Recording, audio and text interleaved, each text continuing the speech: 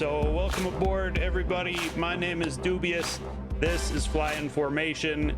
This is a spin-off interview series that I kind of started doing a few years into doing a mix show where every week I'm doing Canadian hip-hop from across the country, always new release stuff. My mix show is called After the Smoke is Clear, or at Sick Radio. If you want to listen to an hour worth of Canadian hip-hop every week, go ahead, hit mixcloud.com/Doobyis. That's where you can find the archives for the first 6 seasons of that now, I guess. But a few years ago, I started talking to different artists from across the country, just trying to reach out and learn more about the individual scenes.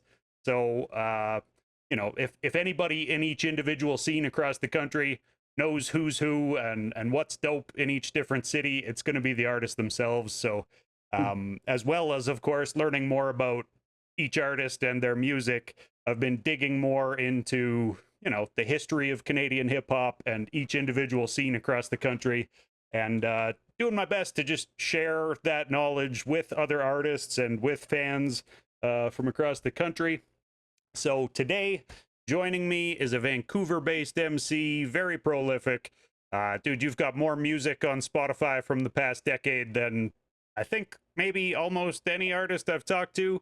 There's a few other super prolific artists who I've had on the show, but yeah, welcome aboard, Junk. Good to have you, dude. Thank you, man. I appreciate that. Thanks for having me. Your show's Yeah. dope. To be honest, I like your interviews, man. I can tell that you care about what you're asking about. You know what I mean? Like you're actually a fan, but you also care. And You know, yeah, I just been invested in the hip hop culture and dope. scene for so long that yeah, I do actually care about it, and I No, you am do. genuinely a fan of all the artists I've been talking to.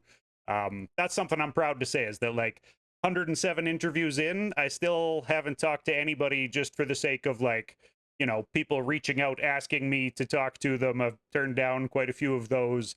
I'm genuinely only talking with artists who, you know, I actually fuck with the music. So Cool, man. You can yeah. tell. It transcends across the screen. You can tell that you like enjoy and that you care. So that's dope, dude. Thanks, man. I appreciate hearing it. So you got a bunch that we can talk about today. I've got a ton of Yeah. questions here lined up. I've been looking forward to this talk for a while now. Of course, I've been playing your music for the past 6 years on my show, and Thanks, man. I suspect I'll continue playing your music into the future, because you have a tendency of dropping music that is not only like very technically proficient, you know, you're good at writing bars and have some Right. witty stuff to say, but you've also got um some thought-provoking stuff to say on a lot of your music, which Yeah, for sure.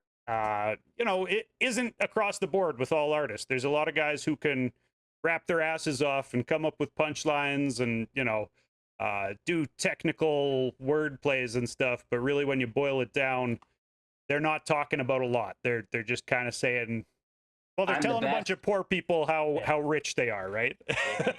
Yeah. I agree, man. That kind of rubs me the wrong way a lot of the time, but at this point it's such a trope in hip hop that I excuse it for a lot of artists, and like, as long as there's cool word plays and stuff, I'm here for it to a level. But you know, the stuff that I really gravitate towards is people with something to actually say when they get a microphone in their Word. hand, you know. So Word up. I appreciate that in your music. Thank you, man. I guess let's just start talking about, like, well, you know what? Here, let's start real general. There's a question that I've been asking people lately, because whenever you upload music to a platform or anywhere on the internet, it asks you, like, who do you sound like? Describe your sound. So I just start the interview with that. Can you describe your sound for Oh. people who might not have ever heard your stuff? Um, sound like me, man. No, Right? It's a tough one to answer all the time. yeah, no, for sure. I mean,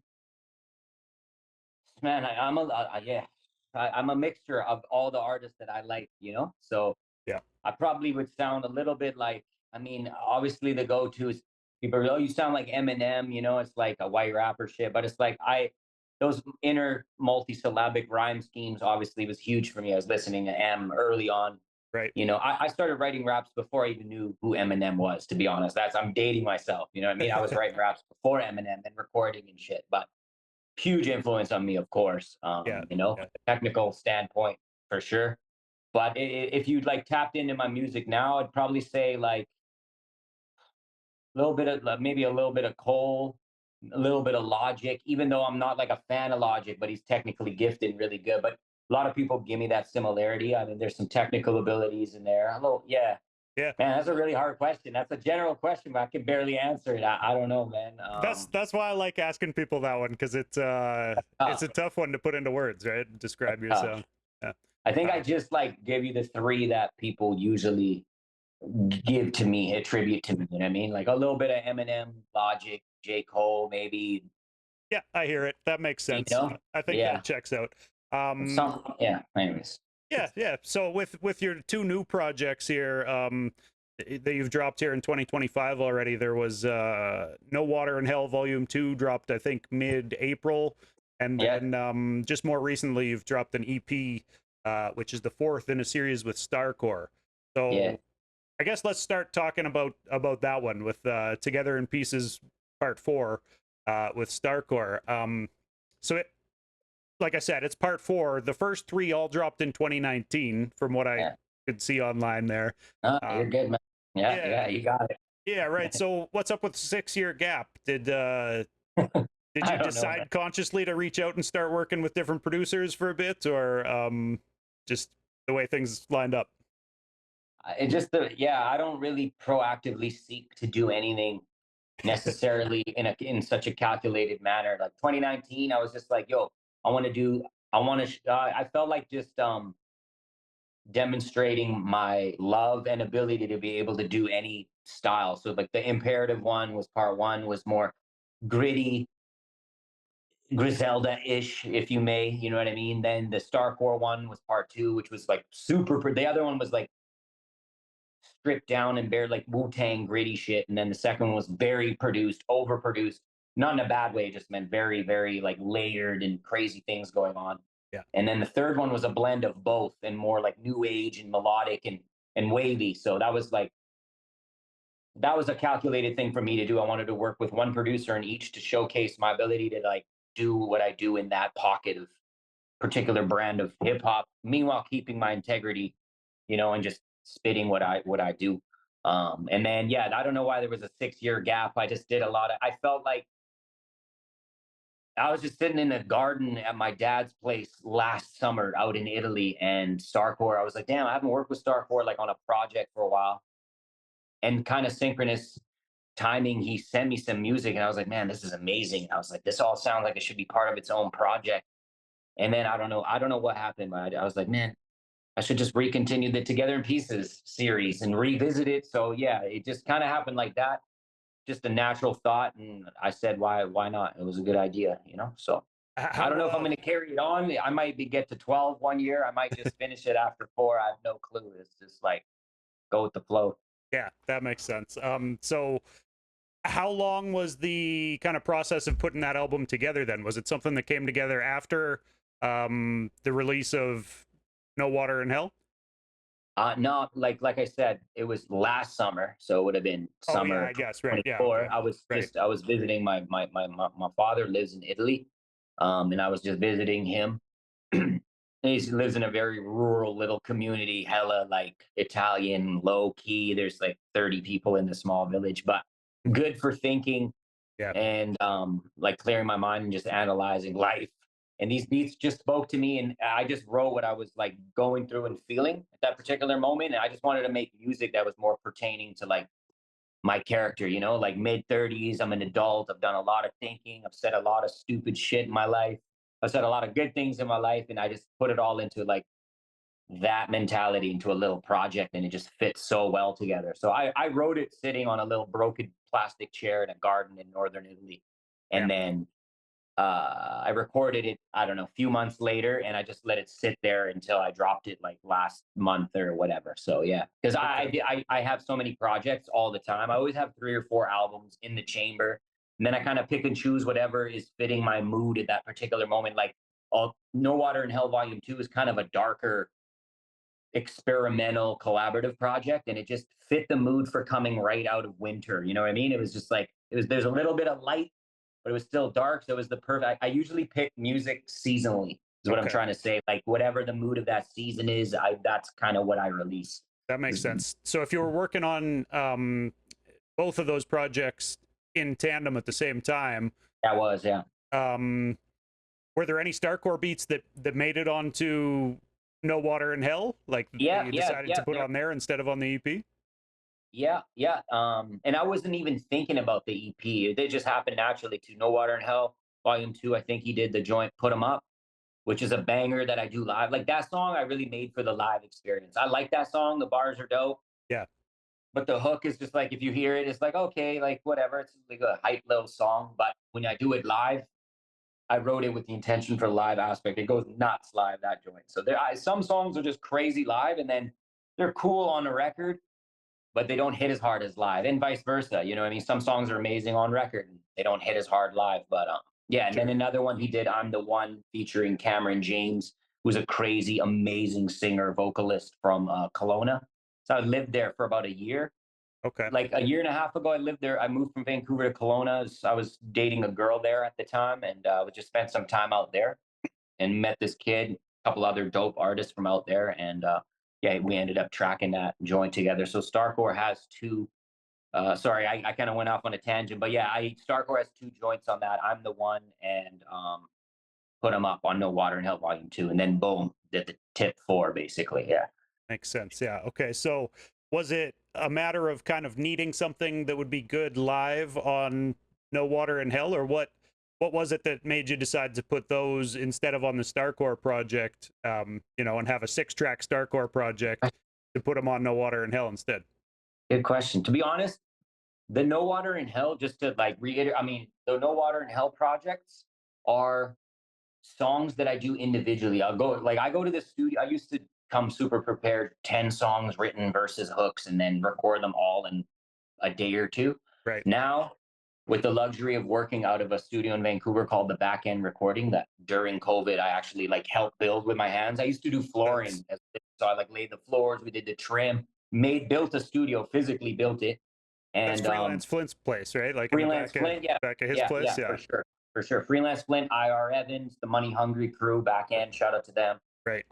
Having that a studio at your disposal with an engineer like Evan and so many talented session players coming in and out of there all the time Yeah. was I don't think I would have made No Water in Hell 1 or 2 without that studio. And the reason being is I just pull up to the studio, I'll be there for 12 hours. And in those 12 hours, artists come for 3 hours and they leave. Another set of people come in, and it's just literally whoever is there, we're cooking. We're making, maybe it's, a soul singer's there. So we're making some more soulful cater to her or him, and then I'll write some bars to it, pick some samples, make the music, and whatever those loose sessions are with various artists. Those usually, I know how those guys are. They just sit there in folders of loosies, and I'm like, nah. Like I'm the accountability. Like this song's getting done. I'm putting two verses on it, and that's kind of like both albums are just collaborative pieces with various artists from all over the place, from all different genres, and that's why it's very eclectic. And every song almost has a collab. There's a few that are solos, but Right. for the most So part, those they're sessions. collaborative pieces. You know what I mean? They're like I'm on some DJ Khaled shit. I'm just executive producing it all, picking Right. who's where, all that shit, which is also equally as fun. But yeah, they're my albums. Obviously, I take the lead vocally on a lot of things, but that's kind of how those albums were born. So yes, I was looking for something to hit harder on a live element, and the Starcore beat was just so banging. I was like, bro, that if you listen to those albums, there's a song for everything. There's, relationship Yeah. ones, abuse, substance abuse issues, some battle rap shit, some like whatever. There's a pocket for everyone on all those records, and that's like done intentionally. And that record was, yeah, made for like I need a record that I can do on a live scale. So that was the one for sure. Sure. So for those sessions at the back end working on the No Water in Hell project, was it more often that you were actually like in studio with the producer as the beat was being made and you're able to write on the spot like that, or were you The coming only in with ones, lyrics? the only ones that aren't made on the spot, the Starcore is like an elusive dude. I think I've met him one time. He's just like, he doesn't show his face. He's on some ghost face shit. He's just like, just makes bangers, super productive, and always willing to work. but he's not like he's an elusive character in the public eye, which is dope. You know, I respect that. Is he And a Vancouver dude? I thought he was based out in Toronto or something. no, no, he's in Van. Yeah, he's out in Oh, the okay. valley. Yeah, But that shows how elusive he is. Yeah, we yeah, he's don't even hella know. elusive. Yeah, he's exactly. But yeah, other than that, I'm usually like 90% of my music made before like from 2019 on. Right. I usually go to the studio and don't have anything in my head, nothing written.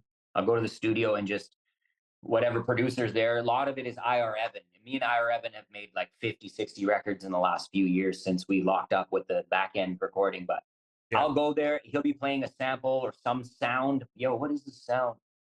And then, well, I love that sound. Use that. He's like, really? And then he'll turn one sound into this crazy orchestra of this musicianship. And he plays the bass, he plays the guitar, drums. He also uses Splice. Like, I'm not a fan of people using Splice, but when you can play every instrument and you're just on some genius shit and you can put together anything, then I don't mind. It's like, you know what? You can Yeah. play all this shit. And he'll go to Splice, take something, and then he'll reinterpolate it from Splice and play on top of it with all live instrumentation. So everything is so hidden and done so well that it's That's what I was just going to say. incredible. Splice can start feeling a little bit cookie cutter if it's a bunch of Splice samples where, for sure, you know, producers are just linking up a bunch of samples people might recognize if they're familiar with Splice. But yeah, if you have somebody who can actually play, and you know, there are producers who can take the samples and use them in different ways, which is kind of fun to hear too. Even when you do recognize a sample, 100%. just hear how 100%. different producers will flip them sometimes. So yeah, Splice can definitely go either way. I'm not hating, you know what I mean? But I think like if you're a vinyl DJ and you know how to actually DJ. It's funny, a lot of people, I'm a DJ. It's like, bro, you literally press buttons. You've never even held a dub plate in your life. Right. You know what I mean? Yeah. That's fine. Like, do whatever you got to do. I'm not even hating, but Dude. I'm saying it's the same thing for a DJ who's like crate digging and has crates and does vinyl cuts and scratches, like Scratch Bastard. If he wanted to go and do a little show on a digipad, I wouldn't be mad because it's like he's a master of the craft. It's fine. Obviously has those skills. Yeah.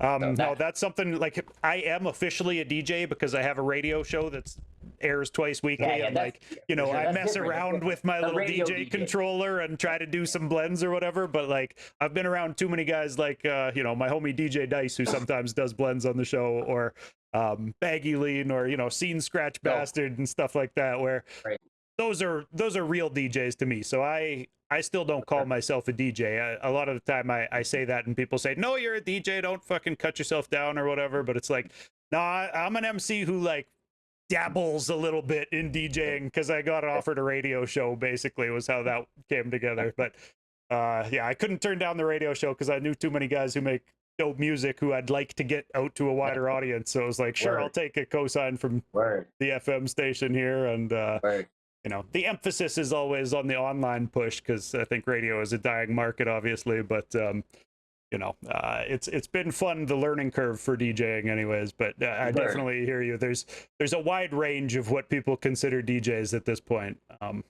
And it's pretty insane, yeah, for sure. Well, it's a different thing to hip hop culture than it is to people outside of hip hop culture, right? Like to me, a hip hop DJ, yeah, should probably be able to like have some hand techniques and scratch properly and juggle and, you know, do the DJ stuff. But just do, even like if you're not into that, just dig for some like actual music. Yeah, it's like I see so many DJs. They're out there doing massive shows, big artists, and like they're playing the same 60 songs in a set list, just slightly rechanged, and they're not their songs. It's like you're still playing Dre, or you're playing Dre like Chronic 2001, which is dope, but it's like, come on, man. Like, yeah, there's some hits everybody will know that'll definitely get a dance floor moving, but to me, yeah, DJs should have a little more push to break some music. You know, that's something that I pride myself on as a DJ, I guess, is that like I'm out here doing the legwork to find new music every week. I guess not legwork. I'm sitting here listening to 7 hours worth of new hip hop, finding what I like most. That's digging, you know, though. Like that's digging. You're digging for, you know, exactly, and that's an important part of DJing too. But yeah. Dude, I wanted to ask you about some specific bars. Oh shit, let's go. Yeah, so on rap shit on Together in Pieces there, you say something about like stop complaining about an algorithm and just rap harder. And Quit crying about the algorithm and just rap harder and be a man. Protect, no, no, protect your brand. Be a man like my grandfather. yeah. Y'all are babies, y'all are draining like my bath water. I like it, man. So but this is definitely a platform where a lot of people have complained about the algorithm. And as Now they're much all as gonna I hate me. well, no, as much as I can relate to your sentiment or whatever, like I can also relate to people complaining about the algorithm. I'm sure you can too, right? That's the thing with Dude, rap bars is, I complain about the algorithm, bro. yeah, right. So I rap bars complain. are often just what somebody's feeling at that one point in time, put into a impactful way to say it or whatever. I think, but yeah, do you think? Like, are you actually able to disregard thinking about the algorithm? Are you really in a place where you are just waking up, putting out like putting on the artist headset and fucking sitting down to make art every day without thinking about the marketing and rollout and algorithmic manipulations and Fuck content no. creation, right? Like Fuck you no. can't be. Yeah. Yeah. No, let's look, man. It's a really good question. To be honest, I'd say like 80% of the bars that I write are directed at myself. Sure. Like in another joint on that EP, it's like, you know, I'm talking to myself. It's like a manual to me. Like that bar is so applicable to my. I really. The reason I wrote that is because I was literally losing my fucking mind every day. I find my phone, boom, go look at the. Oh, I dipped in streams. Like, yo, stop. Like, fucking, this is crazy. I didn't get on a release radar. I didn't get on this. It's like Yeah. it's affecting. Like, I should be focusing more on the art and the creative process and my writing, and it's not caring so much. Like it's almost like giving me a mental disease, is just checking the numbers all the time. So yes, it's an announcement, and if it's applicable to you, it's not a bad thing. It's just telling you to don't worry about that shit. Go fucking don't cry about it. Go work harder and work on your Yeah. craft, including me.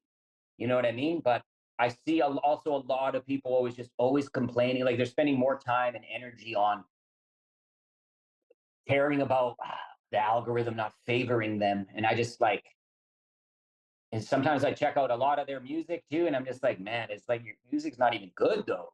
Like, I mean, this Yeah. could sound shitty, but it's like just work on you, work on the things you got to do, But I'm talking to myself too at this simultaneously. So, like I Yeah. said, most of my music is directed at me too. They're like messages for me to take accountability on. Man, I've literally made statuses crying about the algorithms. Like Right. I'm a hypocrite. You know what I mean? That's we all are. But Yeah, it's tough to find an MC who doesn't have some hypocritical bars. I mean, yeah, without much but it's expression. okay. I'm aware. I'm aware of it. I'm aware of the hypocrite. I got a lot of. I could point you to a bunch of hypocritical bars. For But like you sure. said, I write what I feel on the spot. Maybe someone offended me that day, so I'm put it in a song and shit. But to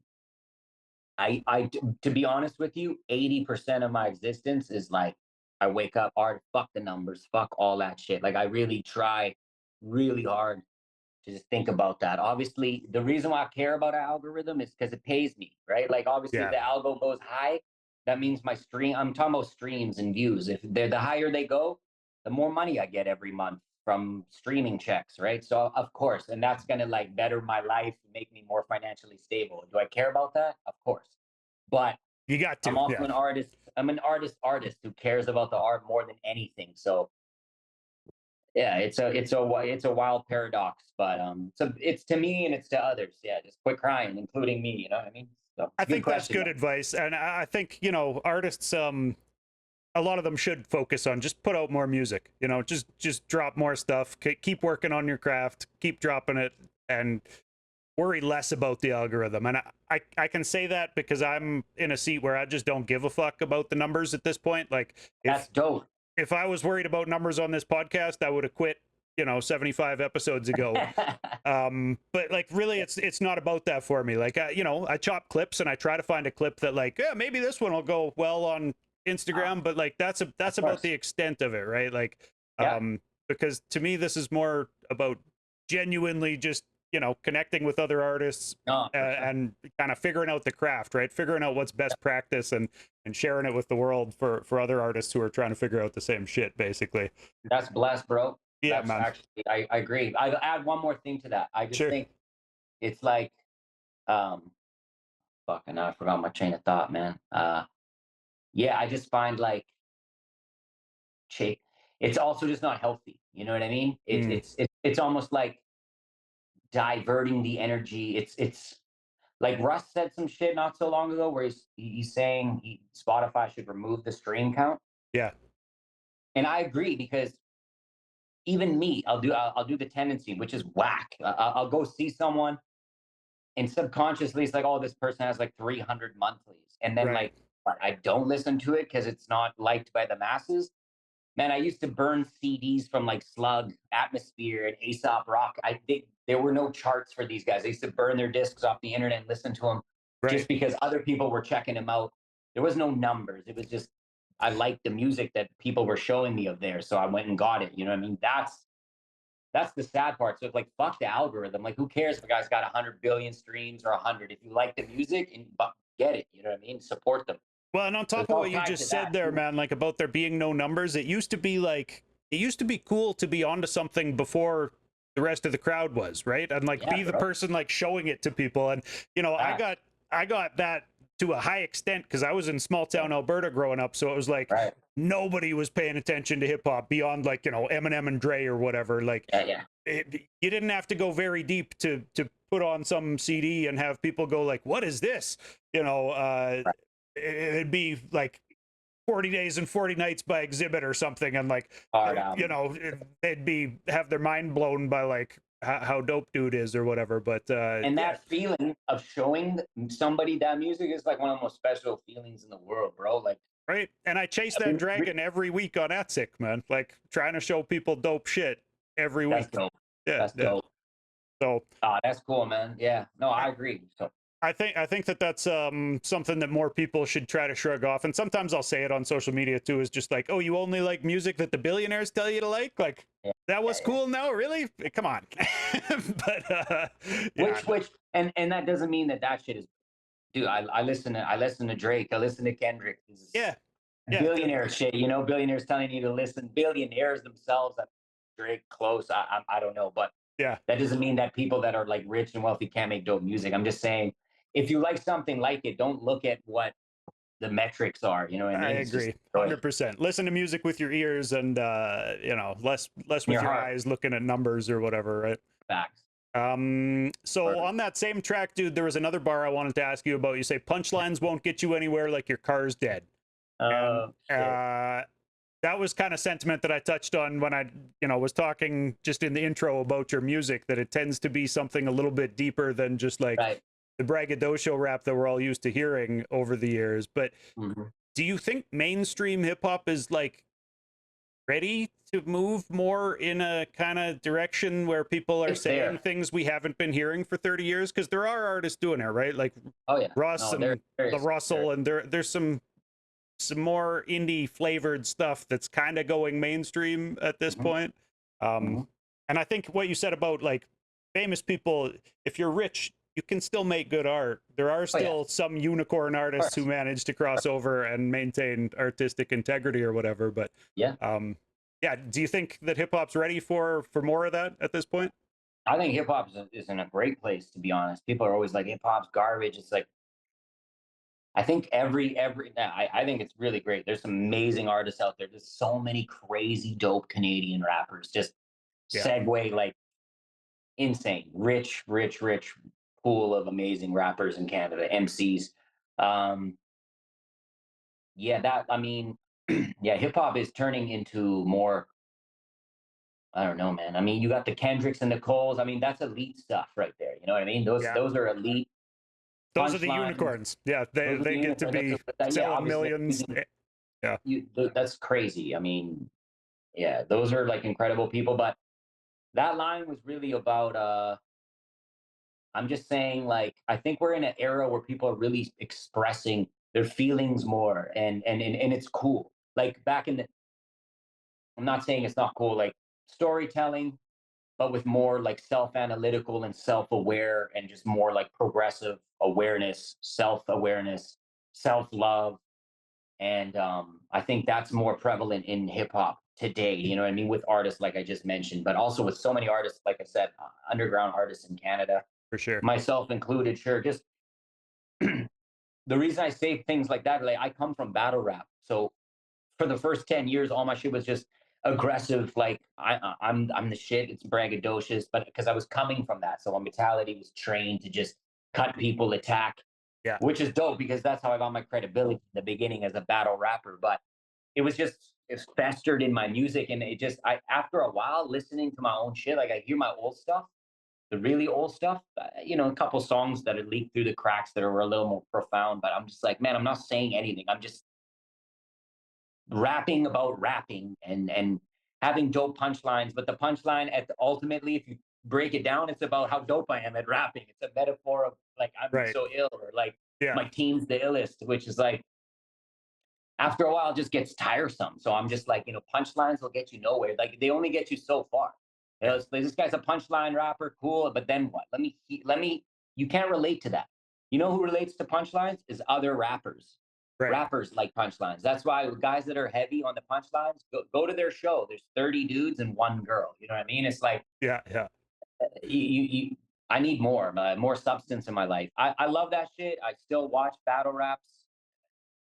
Punchlines are a key ingredient in an MC, and I still have punchlines. But Yeah. yeah, we need to expand like and it's expanding. I think it's the culture or the hip hop and MC has been expanded to this point like pretty well, I believe. But there's For still a sure. lot of people stuck on that type of shit. So it's more so just yeah, That's let's exactly the answer I dig wanted deeper. from Yeah, you, dig man. deeper. That was what I hoped you would say, because like there are a lot of guys who are really dope who have that battle rap background, but Crazy dope. a lot of them have a tough time, it seems like, kind of figuring out what to say after they figure out like how to say stuff in a dope way. They That get was the me. technical side of it That down, was but then me. it's like, That okay, was what do me. I I had a actually, fucking yeah, what's, breakdown. I was like, what am I like? What am I leaving? What is these records? That was right. me. You know what I mean? I was doing that. Yeah. But Technically perfect, but it's okay, cool. Like then what? Like I call it chainsaw rap. It's like perfect rhythmically, but the substance is like meh, So 100%, 100%, man. And I mean, there's a place for that music too, right? It's just, oh, it's tough when you got an sure. album with 15 tracks of that on it, where it's I'm just kind of saying like, for real. yeah, it gets tough to get through the entire thing unless you're really just somebody who's into the lyrical miracle battle rap scene, which And that's there's cool a too. crowd, You right? might hear my Yeah, shit and be like, what is this shit? Like it's too intellectual or introspective. That's fine too. It's just for me, just been doing it for so long. I need a little more, out of myself and out of other artists too. So that makes sense, man. So let's talk a little bit about No Water in Hell a little bit more. sure. The title for that album, So can you talk about where that came from? Because it's a really dramatic and my mom, provocative title or whatever. Yeah. my mom, it's like to be honest, out of the 11 albums that I have, I think nine of them were all just random fucking excerpts from my talking to people. Sure. Mostly it's from my aunt, my mom's sister. We'll just be talking like together in pieces. I was on a train with my aunt one time and she was looking at something and we're talking about something. She's like, oh, and she's German, so she had a funny accent.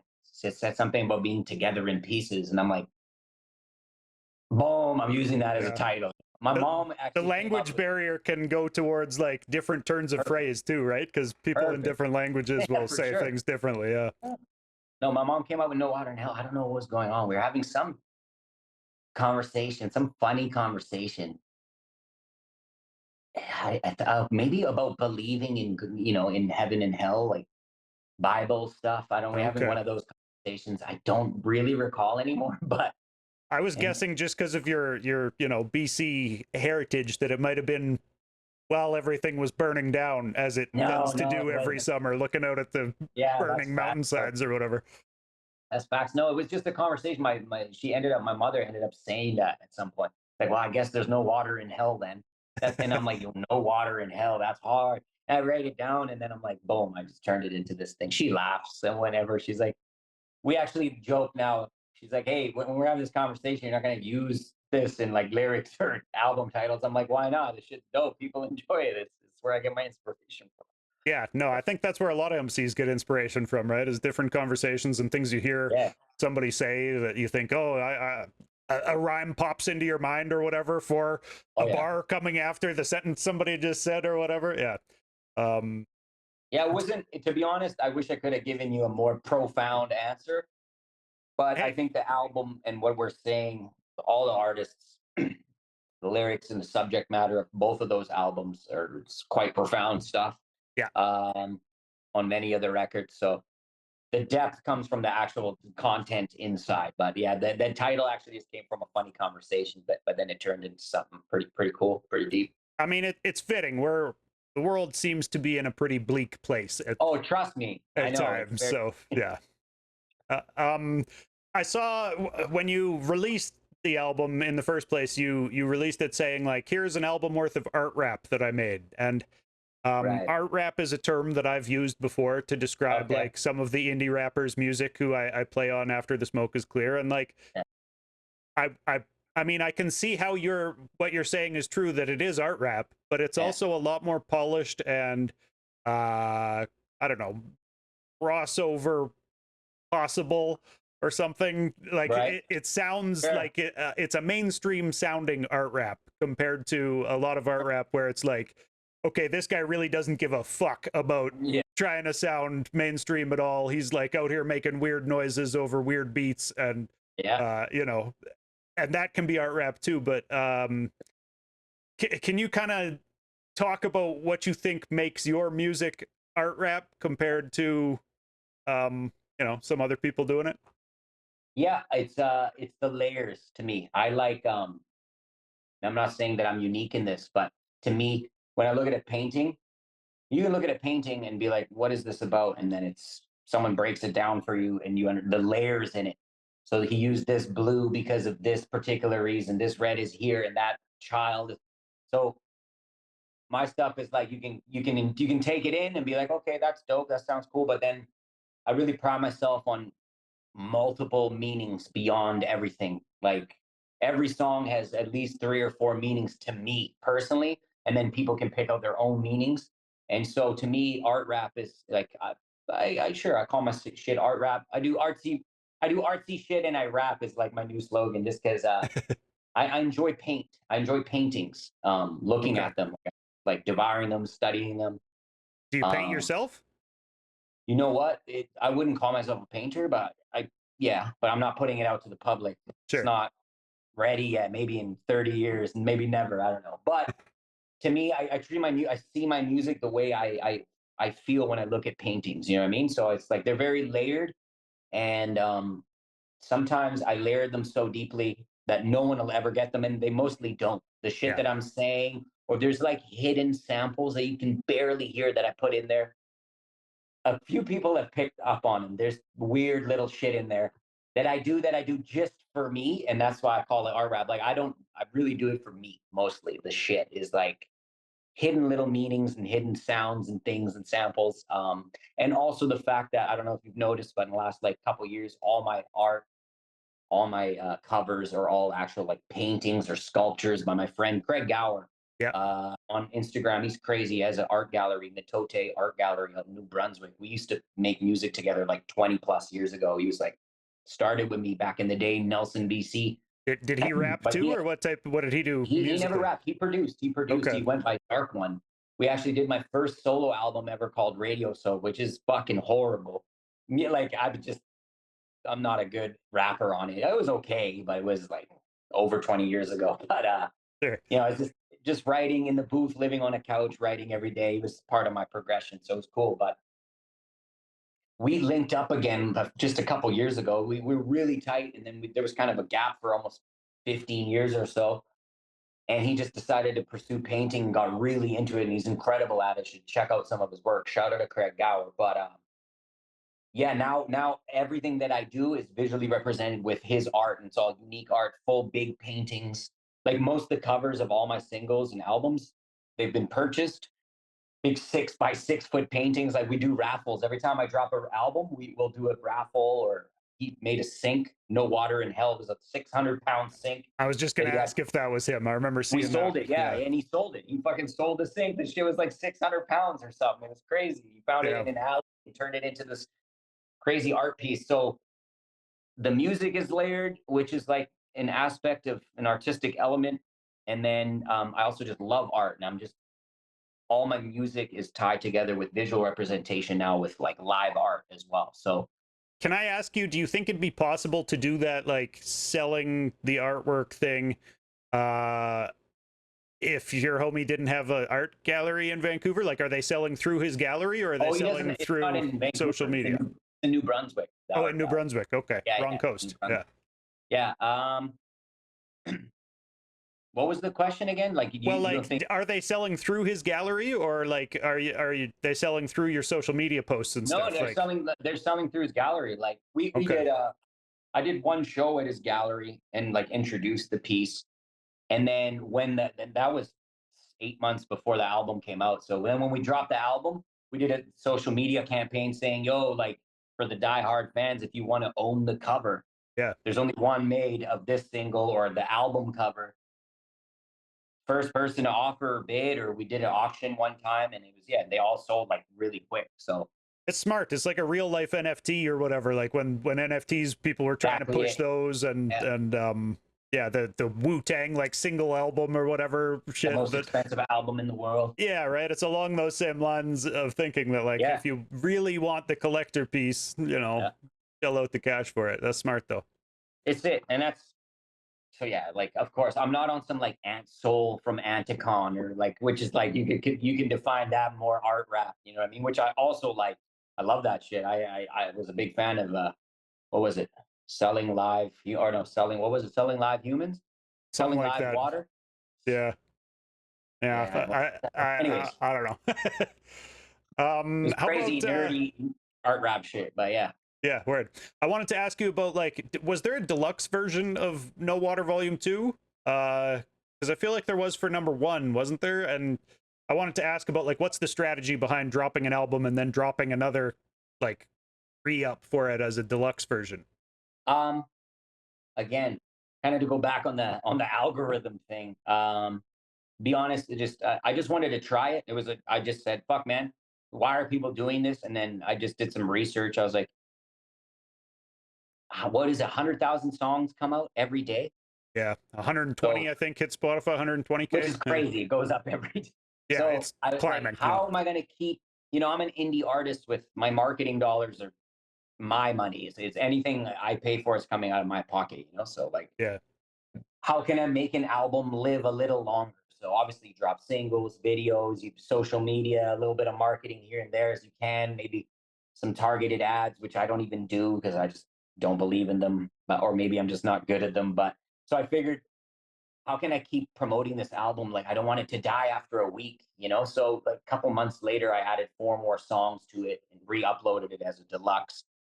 And sure thing enough, a bunch of people are like, "Oh, this is a dope album. I love track 3." And it's like that came out like 2 months ago. So it shows you just keep promoting your shit, in yeah, some way or repackage it or you got to keep hustling your own stuff because it falls through the cracks. I mean, shit, dude, I can't listen to 120,000 songs is how many songs I listened to in my lifetime, probably. I don't know. Like, right. Yeah. so it was I more can like an confirm that experiment. trying to listen to all of it, and see, this is the reason why I play only Canadian music, because if I tried to Oh, listen to all of the American yeah, stuff at the same time, it'd be fucking 40 hours worth of music that I had to get through every week, and crazy, bro. that would become impossible. Whereas like 7 or 8 I can do. I can session some video games and sit here and try to figure out what's good with the Canadian music. But I'm happy we have a smaller scene for me to try to keep up with, because the American scene would be impossible. Yeah. But yeah, dude. I wanted to ask you so something I've been asking people is like, when you write a verse, how long between when you write it and then actually get in the booth to record a final version of it do you prefer? And I know you said on the Starkore album you were out in Italy and you wrote all those and then had about a month between time. So does that month kind of help you dial it in a little bit more? Because I know a bunch of guys in punk bands and stuff like that, and I was always jealous watching them come up, because they'd play their songs fucking 50 times in some guy's garage and then go play 10 different shows at little pubs around town and then Yeah. go record that song. Yeah. Whereas rappers always just want to like write it, jump in a booth, record it. And then a lot of the time I think guys hate their own music a month later because they listen back to it and go like, oh, I could have breathed differently and delivered Right. that bar a little differently or whatever, right? Right. Yeah. Right. It's a really good question, bro. To be honest, a little bit of both. Like that particular, for the most part, like I said, since 2019, 2020, I go into a studio. There's obviously a few exceptions when it's like, yeah, I'm working with someone from that I've never met or whatever. We got to work together, then whatever. But Yeah. I usually just go to the studio and cook, and whatever I hear, I write to it and record immediately. Like, and I used to be the opposite. I used to write so much stuff and then be super prepared, which is good. But for me, I found it was too robotic. That for me, that approach was too. It was too perfect. Blah, blah, blah, blah, like everything was fucking too perfect, like symmetric or metrically perfect, Okay. which can be good, but sometimes I felt like I lost some organic feeling to it, that rawness. So Sure. now I'll write a verse and record it on the first or second take is what you hear. Everything you hear of mine is one take, two takes, three at the very most. Anything over three takes, I scrap the song. Because then I'm thinking about three versions I just did, and then I'm in my head and I'm fucked. So it's usually the first or the second take. I'm pretty comfortable with like my level of recording and how I deliver things. I mean, I've been doing it 20 plus 25 years. So when I write a verse, and I'm not a guy, I can write a verse in 20 minutes, but sometimes it takes me 3 hours to write a 16. It's not even the words, it's going over it perfectly and how I want to inflect things. But yeah, I mostly do it like that. Yeah, that makes sense. How Yeah. about like so I assume that early in your career you'd want to have 10 songs ready to go when you go into the studio because Oh, studio yeah. time is hella expensive Oh, for and sure. you want to make the most of it, right? That's how that Mhm. goes for a lot of guys. Um, and then kind of as, home studios take over or as, you Yeah. find your way into a situation where you don't have to pay top dollar necessarily, um, one way or the other, I think it changes for a lot of people. So I wanted to ask, like, what would the ideal, if money wasn't an issue at all and you could have the option of having a beautiful studio in your basement or, whatever, if money was out of the situation completely, what's the Yeah. ideal recording situation look like for you? Ideal recording space is kind of what I have already, to be honest, which is 2 decades plus of trying to get there, So it wasn't finding your people, finding your tribe, and letting everyone. Like I can record myself. I'm not good at it. Like I don't know. I'm not a good engineer. I should say. I am just. I know what I need to sound like and what I want. I'm very meticulous with how I. That's why when my engineer mixes, I sit right beside him 90% of the time when I can. I'm always like, I Yeah. want this, and he knows me, right? But for me, the ultimate thing is just have a studio that everyone knows their place in the studio. The engineer, just trust the engineer, do your part. I just write the raps and I record and let the engineer do his magic and execute my vision perfectly. We're in sync. We've been working together so long. That's Yeah. pretty much Is that ideal for IR me. Evans, your engineer, or who are we talking about? IR Evan, and Jamie Hughes at a Nova Studio. I got two engineers. Jamie Hughes and I have been working together. He just won a Juno for the Red Future album for Snotty Nose Rest Kids. Shout out to him. Nice. Yeah. He's incredible, bro. He's one of the best engineers, producer. That was a great album. Well deserved for the Juno win. Yeah. Crazy, crazy, crazy. Super happy for all those guys. But yeah, and then IR Evan is also an incredible engineer and just a music savant. Plays every instrument, like I said. So with those two guys, I found my perfect little combination. They just let me be like, dude, you're just crazy at your lyrics. They're like, I can't even listen to what you're saying because it's fucking intense. So I'm just trying to make you sound exactly the way you want. Then I hear it later and Right. I hear what you're trying to say, and it's like, holy fuck.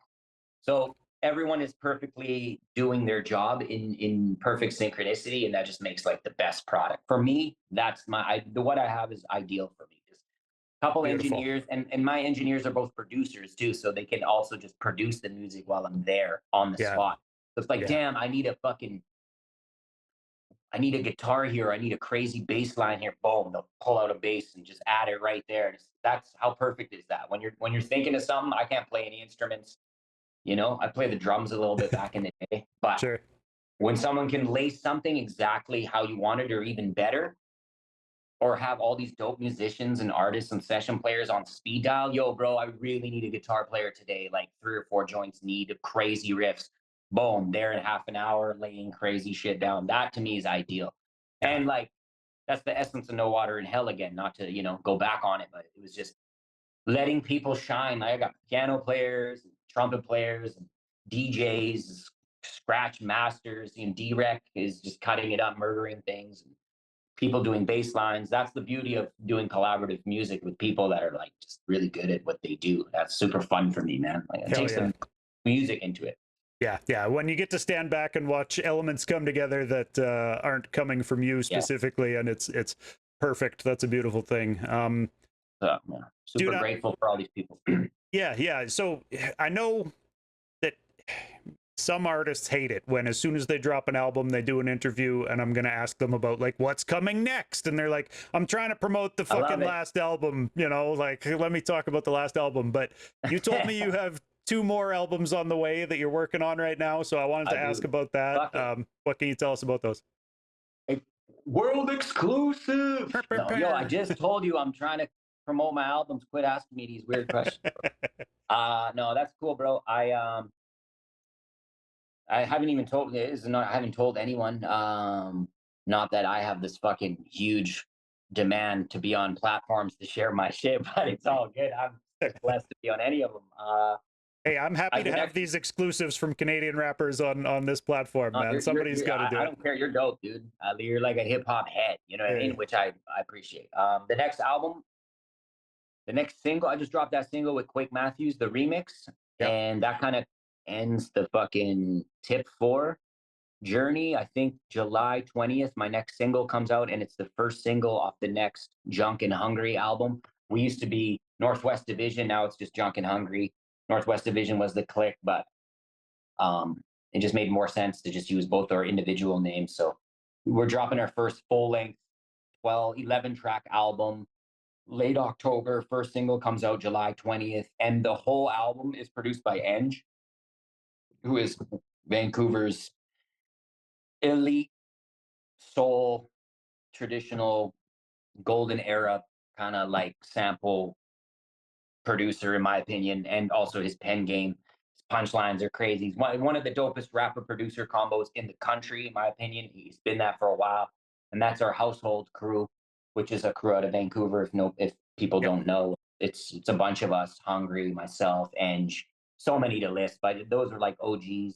Aspire way back in the day, and Catch 23, my boy Cole. Anyways, we're doing this album. Every beat is produced by Eng, and it's kind of a nod to our first album that we did in like 2010, 2009, that were all Eng beats, soul samples, golden era type vibes. And it's uplifting, thought provoking, like encouraging, build your team up, build family and friendship, um, Good heavy stuff, material. man. Yeah. Yeah. So We're adulting, bro. We're adults, all right? hey, we should be at this point, right? We're adults. There's no reason for people to stop rapping because they turn a certain age. You just gotta evolve along with it, I think. Yeah, But and yo, speaking of that, that new clip shit, I mean, Malice is yeah, what, 52? That I love that because I mean, Jay-Z too. yeah, These guys, every time they drop, I mean, this is just gonna make people like me rap a little bit longer when guys like that are killing it in their hell 50s, yeah, murdering it, yeah. bro. I was like, Dude, Nas has had one of the best runs of his career over the past Nas, decade, right? Like, insane, bro. That yeah, Hit Boy run that he did that's the type of shit that there's all this ageism you always hear about, but then it's like Slick Rick just did a crazy new album. yeah. Yeah, Anytime man. I hear Method Man featured on something, he absolutely kills it. That's one of the best Yeah, feature he's still rappers in the evolving. game. Yeah, Yeah, bro. So yeah, I don't think, yeah, it's actually cool to see idols like that, like the Jay-Z's and I mean, Big Boy from Outkast is snapping still, like yeah.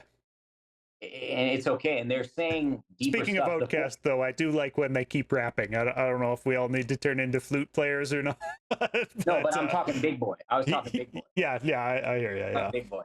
yeah. I talk big boy. It's just cool to see. It's yeah, man. You can grow up with hip hop and say some other shit. Of course, you got the 100%. youngins, the 18-year-olds that want to say some. At 18, I was saying stupid shit too. So it's all good. I'm not even hating, but Yeah, I'm 38. So for me, like I got to speak about shit that I feel at 38 that I'm going through. So yeah.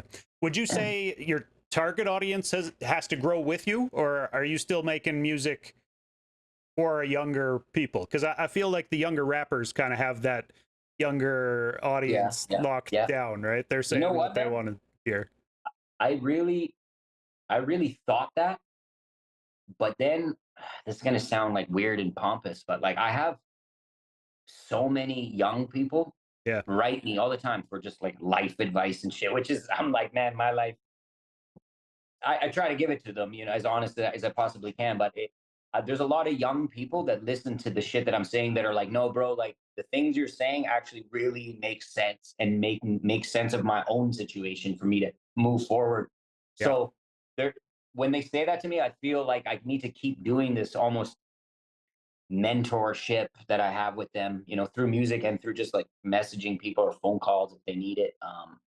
There is obviously people need to grow with me, and that's the beauty. When I was rapping at 18, I'm doing drugs and partying, being a fucking idiot, sure. which is fine for that time. But like those same people have kids and are married, and they don't want to hear that shit. So they've evolved with me and they've stayed with me. Some have fallen off, which is fine. You're not Of going to course. like an artist forever. Like that's I don't like all artists either, like forever. But Well, and there's yeah, just so there's much saturation in the market right now that oh it might not even be a conscious thing that they like yeah, stopped yeah. listening to your music or Oh, whatever. It for might just be, sure. the other guys popped into their 100%.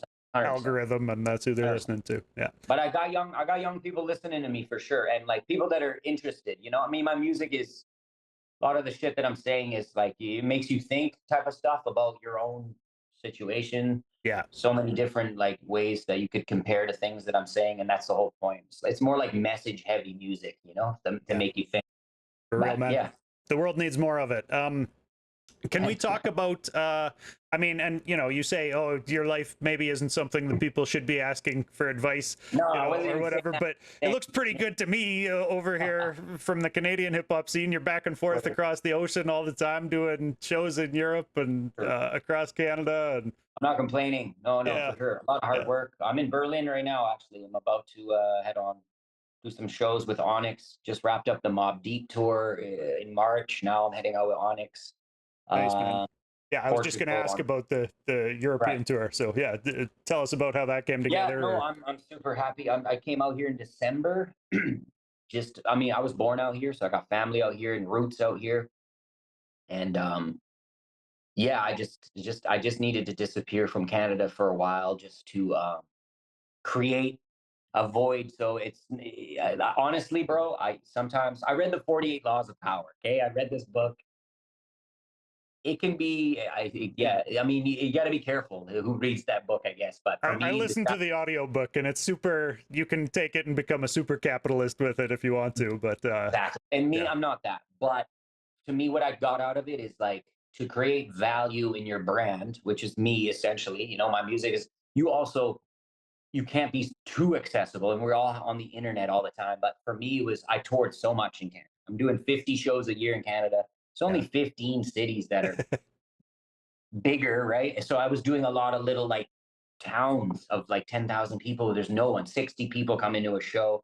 Blessed. They buy the merch. Super grateful. Yeah. But if you can't do that every year for the last 6, 7 years, it becomes tiresome for people. It's like, oh, I've seen him now, like I bought his merch. So I just kind of needed to like disappear and give people a void. That makes sense, man. It becomes Meanwhile, tiresome like, for artists too, right? Always oh being no, on the for road. sure. It's a long fucking drive across snowy Canada, Oh, yeah. Bro, I've been in so many blizzards and near death experiences is fucking insane. But creating the void creates value again. And then over here, I'm like not very known, but I was able to get into some really good situations out here with an agent. that's put me onto the Mob Deep tours, some festivals, co-headlining a festival with Conway the Machine next month in Finland. Literally, it's Conway. Another is this guy Brendan Savage from the States, and then me and like 50 other artists. I'm like, okay, what the fuck? Like, this is dope, man. I'm stoked. So That's super dope, man. I get the impression that like the European market kind of looks at Canada and thinks like, okay, well, they're closer to America and kind of the oh, yeah. mecca of hip hop than we are. So like, if this guy's popping over in Canada, let's put him on over here too, kind of. No, And, it's the networking out here is really good. They really fuck with the hip hop culture. Like they take it seriously. And I mean, obviously, the shows that I'm on, they're not my crowds. You know, the Mob Deep crowd is the Mob Deep crowd, but that's the sure. whole point. I need to. I tell you one thing, they're not my crowds, but after a nice chunk of those people, they're buying all my merch. I'm getting follows, and There's my a lot of streams are going up. crossover. Yeah, a Yeah, lot of no, like overlap in the Venn I do really diagram good. there. Yeah. My live performance is probably my best part of what I do out of my artistry. I think my live performance is the strongest. Yeah, I've had So, other artists on the show give you props because they've oh, done for shows real? with you and talk about Oh, your dope. live show and how dope Oh, dope sick. it is, and they've talked about your freestyle sessions that Dope. you're one of the few artists who can actually hold it down freestyling Sick. like that on stage. And dude, I think that that's something we should talk about. Is like a lot of artists won't freestyle anymore. In fact, when I talked to Quake a couple weeks ago, he told me he didn't know when the last time he freestyled was, and that like it was weird to him because he came up freestyling as like a freestyle beast, you know. And Yeah. so yeah, why do you That was think that is, that people move away from like legitimate off the top freestyles throughout? you said it in I watched that. You said it, man. I agree with you Okay. 100%. You said because we're in such a scrutinized digital age that if you fucks up, Yeah, it's everywhere, right? Like everybody's a critic online. It's easy for people to jump online and shit that on shit was everything. whack. That Yeah, shit was whack. I heard that rap before. This shit was garbage. He stuttered a word like in right. a 40 per I used to host these hip hop ciphers every Thursday for like fucking 6 years at a donut shop, Cartem's Donut Shop. Shout out to Cartem's in Vancouver on the east side, East Van. Every Thursday, bro, like 7 to 9, I'd have it started with 5, 6 people rapping in a circle, eating donuts, and I was selling beers illegally. Fucking yeah, like anyways, That's a hustle. Yeah, it was a low hustle, risk right? But I hustle. did I that for can years, respect bro. it. Yeah. I did that shit for years. Then it grew from 10, 20, 30, 40, 100 people would show up. Bro, all of a sudden, the 50th one, Disaster flew in from LA. Damn. Say Z came out to one of them. Hell yeah, man. Drawing talent from across the nation. Yeah. No, no, hold on. Who the fuck came out there? Am I confusing this? I might be confusing this. Disaster came. Say Z's a dope artist, by the way. Who the fuck came out there? Anyways, man, it was a long time ago, bro. So, but I know Diz came out. A bunch of crazy rappers came out for that. Anyways, there was no phone. There was like barely people holding up a phone. Like Diz was going off, and there was no one holding up phones, and it was just in the moment. Now everyone's recording everything all the Right. time. So I think, like you said, it's that me in a cipher, they consider me a beast, but it's like, yeah, I stumble a word in a cipher and shit, you know, but that's you're in the Live, moment. nobody No cares. one's crazy, no one's stopping a cipher and being, hold on, he stumbled that word. Like it's Yeah. but on the internet, people can fucking rip you apart. So I think people are hesitant to do that because they don't want to have backlash or whatever. So um 100%. Well, I think I kudos to you agree. for still doing it, man. Have you I do it. experienced any of that with people recording you at shows and stuff? Like you're doing Oh, freestyle tons of sessions and people record me. No one's a couple people say some shit online later, but I sure. look who they are, and they're people from like Arkansas that I've never met or never will, and they're like, you go hunting on the weekends. You're not even like a fan of hip hop, and you're saying some whack shit like whatever. Right. No, Yeah. no diss to hunting. I'm just saying, like, Everybody's got an opinion for sure. Yeah. yeah. So it's like whatever. I don't care. I just love to do it so much. It's one of my favorite things in the world to do. It's the most organic, pure fucking ether tapping into the energy of the matrix shit that you can do, like that Yeah. I can do. It It's feels like magic when cerebral freestyling shit, lines up well, and it crazy. looks like magic too when people can freestyle and legitimately, like, you can tell they're freestyling Yeah. because they're referencing things around them or whatever else. Like, yeah, there's definitely a magic to the improv And you know what? lane. that magic, bro, also transcends languages. Like Mm, you can see, even if you shout out to Icon Hip Hop Cypher in Vancouver, they're really tapped into the hip hop pulse of Vancouver right now. They're doing like weekly or bi-weekly ciphers. They basically, and they've said it publicly, they've taken my old brand and idea of the ciphers and just they it's kind of on steroids now. They film it all professionally. It's at Fortune Sound Club lots of the times. yeah. 150, 200 people come out, really raw, super dope. Check them out if you haven't. If you're in Vancouver, check out an Icon Hip Hop Cypher. But I was just in Milan, and the winner of Rhythm and Flow Italy was at the studio that I was working on some music with these other Italian rappers and producers, Giangi Leon and Weirdo Beats. Super dope people. We're working on a little project together. That's another project that I'm working on right now in Italy. Nice. But yeah, he ended up pulling up to the studio with this DJ. Big names out in Italy. The hip hop scene in Italy is nuts right now. It's actually pretty fucking crazy. But he pulled up. And he's like, yeah, I just won Rhythm and Flow. They got like 150 G's for winning or something. And this is popping. He's got like 100,000 followers in a month, all that stuff that comes with it. And then I'm like, oh, you're a freestyle guy? So I was like, play some beats. And he was playing some beats and he was going in freestyling. And then I was like, okay, I'm going to go into, and I was trying to, I was trying to catch a body. But he could feel the intensity, the energy. I was, I was not holding back. I was trying to fucking be the guy in the room. I was like, you're the winner of Rhythm and Flow Italy. Let me show you what I do, kind of thing, Yeah. Friendly competition. We're tight. Of course. Yeah. Like we're homies now. So, but he didn't know what the fuck I was saying, but you could tell the respect was what I was trying to say of that energy, ether, tapping into that cerebral shit. Yeah, that was, yeah, that pure energy shit is you don't even have to speak the language. You understand what's going on. Was my point. I wasn't trying to flex, maybe lightly, but Sure. Yeah. Well, everybody's always trying to feel it. flex, right? You can feel it. You can feel the energy, man, and that's dope. That friendly competition pushes people to make their Oh, yeah. best art, though, right? Oh, yeah. 100%. That's why I do albums with Young Stitch, Messiah, Hungry. These Right. guys are nuts, and it's like Yeah. I want to do albums with people that are crazy because it makes me better. Yeah. Working with good artists pushes everybody forward for sure. Fuck yeah. Oh, yeah. So there was something I wanted to ask you about Household being your label. Where did you guys come with that name? Because I've realized the more I try to promote Canadian hip hop that even the people around me who are other hip hop heads don't know people. Like, I'm sure I have some friends who have heard of you, or some friends who have heard of Quake, but like, I'm out here like, oh yeah, I got these big names coming on the show here soon or whatever. Yeah, right. These guys got 150,000 listeners a month on Spotify, and like, people just give me the blank face, and it's like, I don't know if anybody's a Canadian household name. Drake, I mean, everybody knows him. Maybe Mercules, but like, it's a high bar to get over to really be a household name.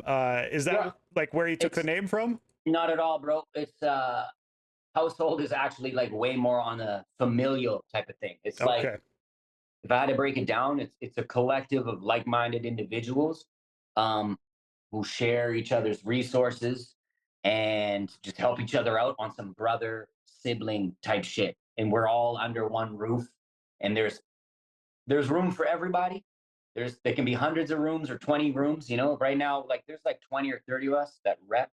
Some people aren't even doing music, bro. Some people are doing other business deals over here, like wellness brands and that represent household, right? And it's just a big roof over our heads, and we're all together, and we all support each other in different businesses and elements, and it'll grow and grow. And if you share that philosophy, some brotherly family type shit, sisters and brothers all together working. Yeah, that's household. It's like it's not a household. Maybe one day we'll be a household name. You know what I mean? Obviously, we want to work towards that, but that was never the philosophy. Right now, it's a house full of artists, though. Right? No, it's a house. It's a family, bro. In a household, what do you have in a household? You've got family. You know what I mean? You've got different things going on in different rooms.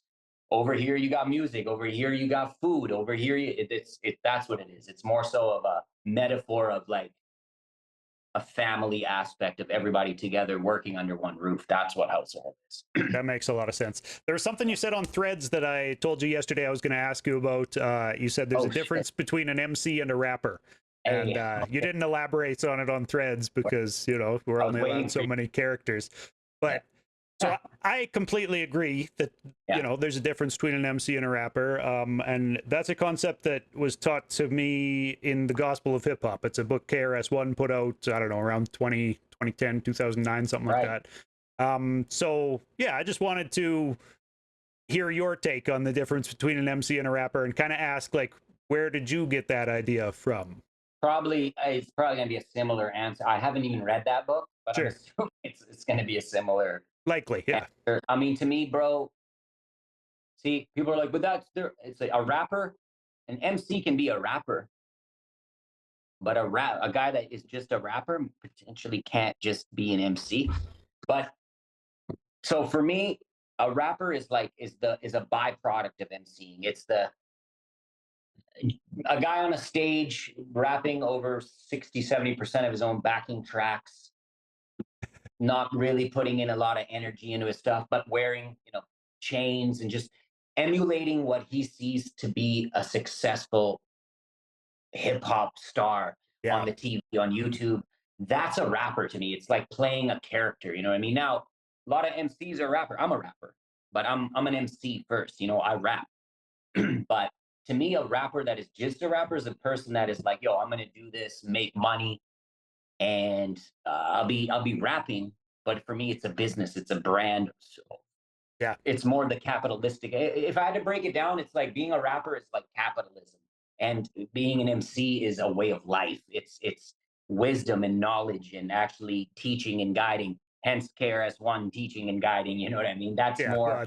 Rap is something you do, hip hop is something you live, or whatever. Classic Yeah, which is different. I mean, hip hop KRS-One bars. MCing is one of the fucking elements of hip Elements. hop, Yeah. which is, I love hip hop, bro. Like, to me, it's a way of life. I loved it since I was a little kid. So Right. it's the most important thing to me. It's my identity. It's everything. I believe in the philosophy of it, the true philosophy of it, not the byproduct, hip hop, capitalism, corporate, steroid world. You know what I mean? It's just been, Yeah.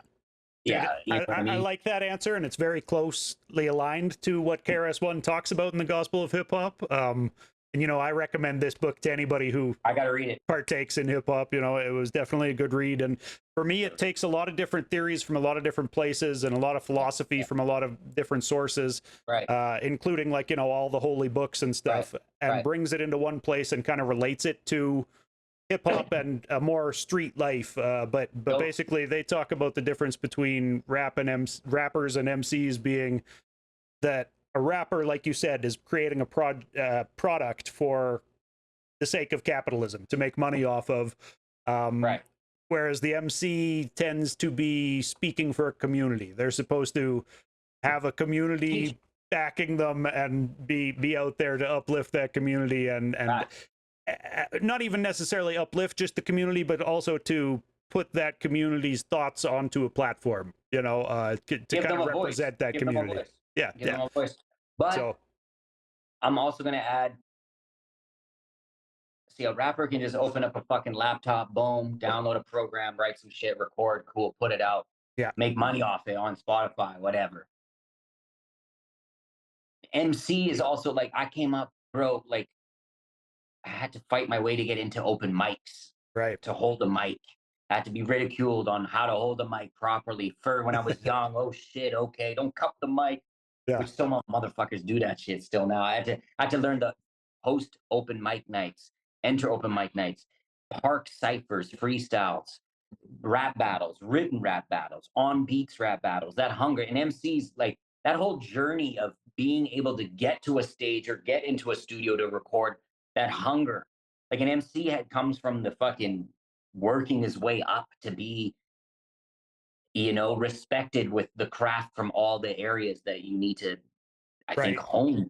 To like, Yeah. and MC has honed all that shit. When I'm like, yo, when I see guys like, oh, I don't freestyle at all, it's like, that's weird to me. You know what I mean? Like, and like, Yeah, well, that's another thing that they talk weird. about in the gospel is that element Fucking of it weird. where an MC should be able to command a crowd. You know, MC means move the crowd or whatever. There's that element Master of it ceremony. too, where Yeah, you got to be able to actually hold it down no matter what the situation. And if the beat cuts out, be ready to keep That's an going a MC. cappella or whatever else, That's right? it.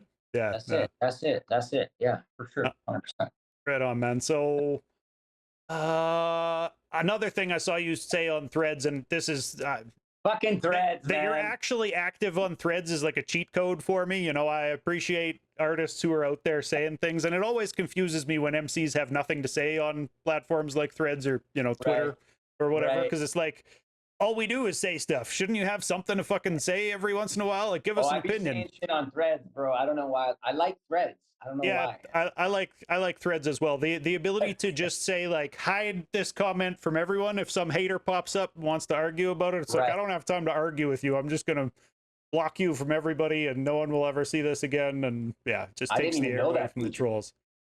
Yeah, it's nice. But I wanted to ask you about a thing you said on there about, like, don't believe what you read about CDs not selling or something along these lines. You can still sell CDs, you were saying. And I feel like I'm like the only guy carrying this flag right now, but I want people to buy digital music, support artists by buying digital music, and like buy merch, you know, when they come to town, buy merch. I mean, a CD's merch. So yeah, a CD is merch, but I wanted to ask, like, can artists transition yet from doing physical music to selling hats and shirts and whatever the fuck else? Like, I was thinking about it, and like, I might buy a signed photo of like you on stage to put on the wall before I'd buy a CD, because like we all have access to the music realistically, and like the last CD, the last vinyl I bought at a show, I got home and I couldn't fucking play them because I've got a new car. It doesn't have a CD player. I mean, I've vinyl or CD?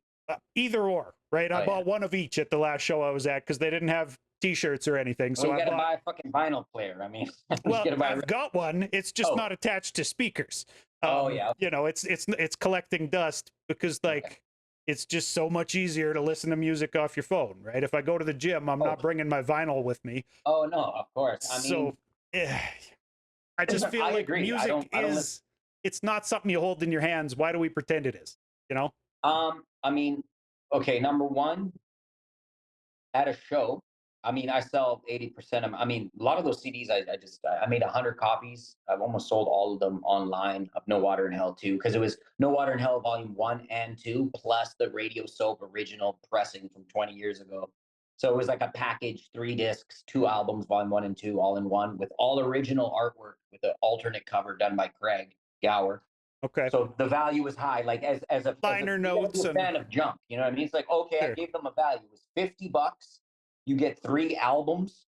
2 of the albums are Volume 1 and 2. I never pressed Volume 1. I never pressed Volume 2 except for a double disc. 30 songs with a bunch of artists, with a bunch of fucking artwork. That's all original artwork, handmade, and then this old CD. So it was like, even if you're not listening to that shit, it's cool to have. Like, as a junk fan, you know, I sign it, I send it to people, or they bring it to the show, I sign it to them. Then it's a way of that person being like, yo, I fuck with this artist. It's just another way to support him. Yeah, of course. You know, and it's sometimes, like, at shows, I sell CDs for $5 a pop, right? Or I sell 5 for 25 or 5 for 20 or something, which is really little, but it's all about giving the concert goer a different price point too. So my hoodies are 100.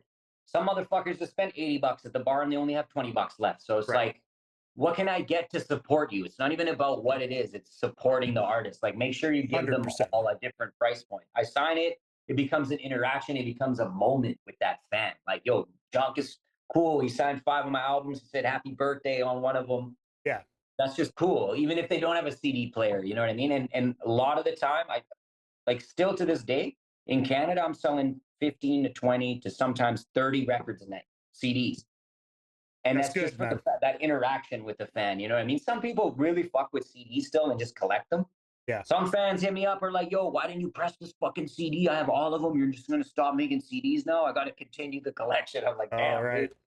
So collections are real, and I can appreciate that. You know, I've got hundreds of CDs that I obsessively collected and bought everybody's discographies too back in the day. And You know, I collect comic books, and I saw you talking about Funko Pops on Threads. Woo, I I collect love Funko Funkos. Pops. Yeah, that was completely random, but I appreciate hearing about you know, people's hobbies outside of hip hop from time to time too. Yeah, That helps personalize people or whatever.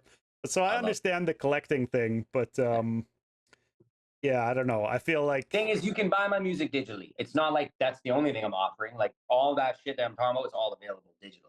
So right. you can buy my albums digitally. You can stream them, or you can buy them physically. You know what I mean? It's about giving people options. You know, some people are just like you said. Like I collect Funko Pops. Some people collect CDs. What's the point of collecting a Funko Pop? Fucking nothing. Nothing. They're Yeah. mini physical NFTs, like you said before. You know, and like I just like them. So other people might just like CDs and having collections. I don't know. I I feel get like what we're you're saying. getting to a place where, like, do we really need more plastic stuff being produced? Are we just going to continue Oh, we don't. producing like plastic keepsakes for each other for the rest of Sure. eternity? It Oh, seems a little silly, it's you know. insanity. It's definitely silly for sure. Especially when, Funko like, Pop? you could sell a T-shirt with your name across it, and then you've got somebody walking around as a billboard for you. Yeah. Really, Oh yeah. right? So I mean, I sell way more T-shirts and hoodies and hats than I do CDs. You know what I mean? Way fucking more. So yeah, 100%. But it's good to have the options, I guess. You got to have the options, I suppose. I've been in situations where people are like, "Yo, at the merch table," and I have no CDs, and they're like, every time I don't have CDs, people are, "Yo, where's your CDs?" It's like, okay, why would I not have CDs anymore? I'm like, so yes, I always make it a thing of having CDs available Makes sense. until they just don't sell anymore, you know? Sure. Random question that sometimes gets funny answers. When's the last time you wrote a bad verse? Fucking yesterday, probably, bro. No, to be honest, I write like almost every day. I don't probably never use them, but it just keeps me sharp. You know what I mean? So when I am in the studio and I have to say something or I'm somewhere where it's actually required and needed, I'm ready to go and I'm not. Yeah, I always stay ready. But Yeah, yeah, probably last week I probably wrote some verses that I was like, I'm never gonna use this, but it was more so like I got one line out of it that I liked. yeah, that makes Yeah, sense. and maybe that verse written by somebody else could be the fucking holy grail of their career. But yeah, for me, it was like, yeah, this is I didn't like it. Not up to I par. write a Yeah. lot of shit that isn't like the best, you know. So, but I put out only the things that I like. Sure. Yeah, that makes sense. I think probably that's the way a lot of artists operate. That Oh question yeah, is a way for me to ask people, like, how often do you write, basically? yeah. No, Does I it write a all lot hit? of whack shit, bro. Don't worry, I fucking write a bunch of crap. And some of the shit I put out, fucking 4 or 5 years later, I'm like, no, you know what I mean? Why the fuck did I say that? So there Yeah, you go. word. Here, let me rapid fire another couple questions at you here. Word, let's go. Does hip hop inherently lean towards either side of the political spectrum? Yeah, hip hop definitely leans to the left heavy, bro. I would Come on, agree. I would agree. But it other leans people have to the. said maybe not, you know, and there is a lot of capitalism and kind of Oh like no, me for myself mentality in a lot of hip there hop. is. So, yeah. There is for sure. But I mean, that's more rap then. You know, Right. hip hop is definitely left leaning. So you asked what hip hop was leaning toward. So There you go. Yeah, I'd say that's a yeah. good answer. But I don't believe in that shit anyways. Even though I don't believe in that stuff. I'm fucking just treat people good, period. And just chill and don't fucking focus on negative bullshit, you know? Well, treat everyone good is a leftist belief, bro. I mean, a lot of people like to say that, oh, I'm not political, but no, that's a leftist belief. Treat everybody equally and fucking, you know, let everybody Yeah. live their own way in life. That's progressive. Just I saying mean, that. you know what I mean, bro. If I know people what you treat you mean. good, I'm treat them with you. back with respect. You know, if they're on some pedo shit, I'm not about that. Like, I just seen a video of a dude fucking slam a child into the concrete. You seen that video? No. Bro, why is that even on the internet, bro? Was it a This cop guy or something? I've seen some. picked up a child and at a he was an Iranian refugee kid. He was like 4 years old. His mom was buying something at an airport. They ended up in Russia, I think, The like from fuck? escaping from that shit just currently. And some Russian guy picked the kid up.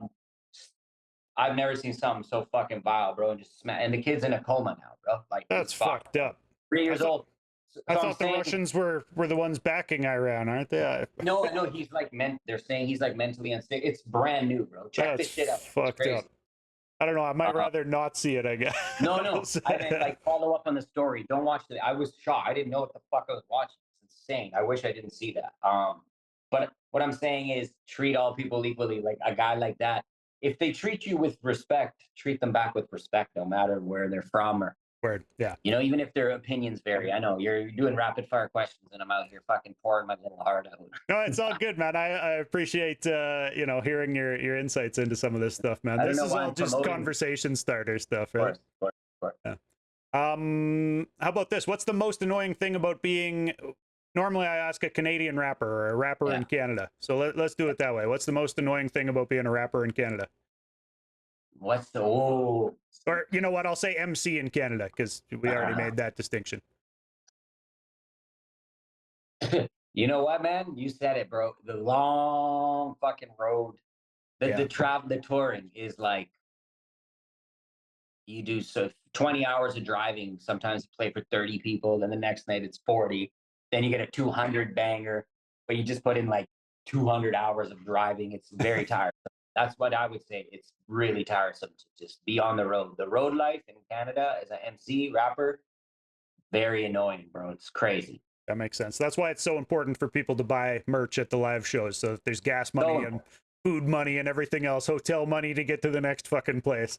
But it's crazy. yeah, man. How about this? Do you think your sound represents your city or stands apart from it? Vancouver have a sound? Mm, I think Vancouver's still. I think Vancouver's still finding its sound. To be honest, man. A lot of people come and go in Vancouver. Such a drifter. Like no one's from Vancouver. Very little people are from Vancouver. They like move there, like me, then they leave, and other people come in. It's like an in and out.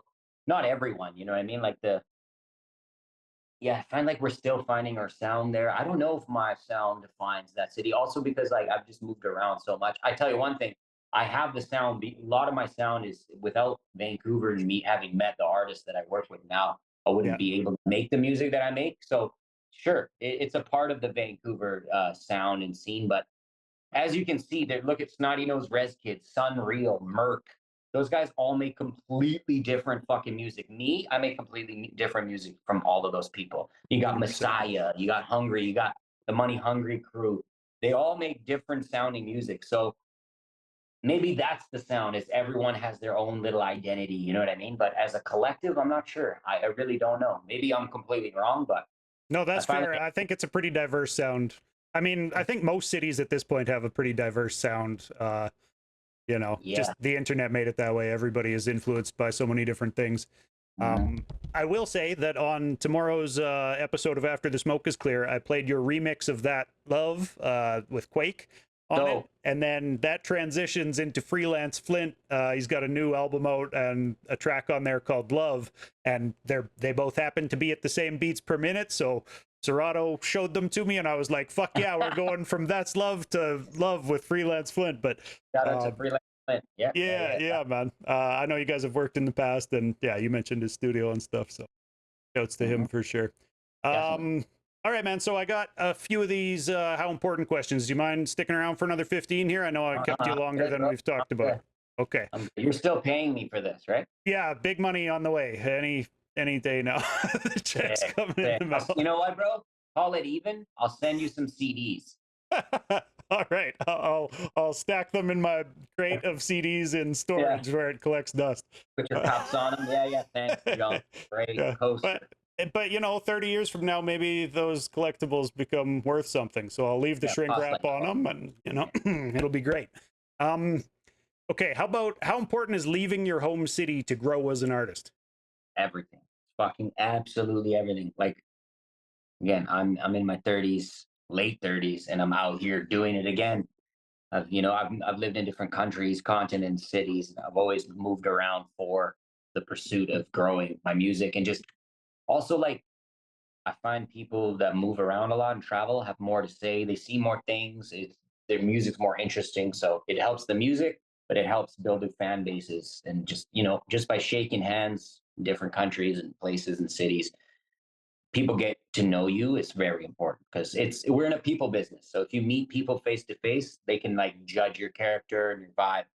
Yeah. And that's so important to grow anywhere. So yeah, definitely leaving your city is fucking. You can always go back to it, but leaving for some time is key to build for sure. Like yeah, I think this one's interesting to ask a guy who, you know, is very adept at freestyling, but how important is rehearsal before live shows? super important, super fucking important, bro. The more the funny thing is, the more you rehearse, the more you can be, the more you can go away from Mm, what you've rehearsed. If that makes sense, it's yeah. fucking Go off ironic script with it a little bit. because Yeah. you're so rehearsed that you can like you're so it's so built into you innately that you can just go over here and like change your voice on this one particular line in a verse or something because you're so good at the whole fucking set or whatever, right? So I find like the more rehearsed I am, the more freestyle feeling it is the set because I can just experiment live, like and engage with the crowd more and maybe change something pertaining to the energy of that particular pocket of that audience.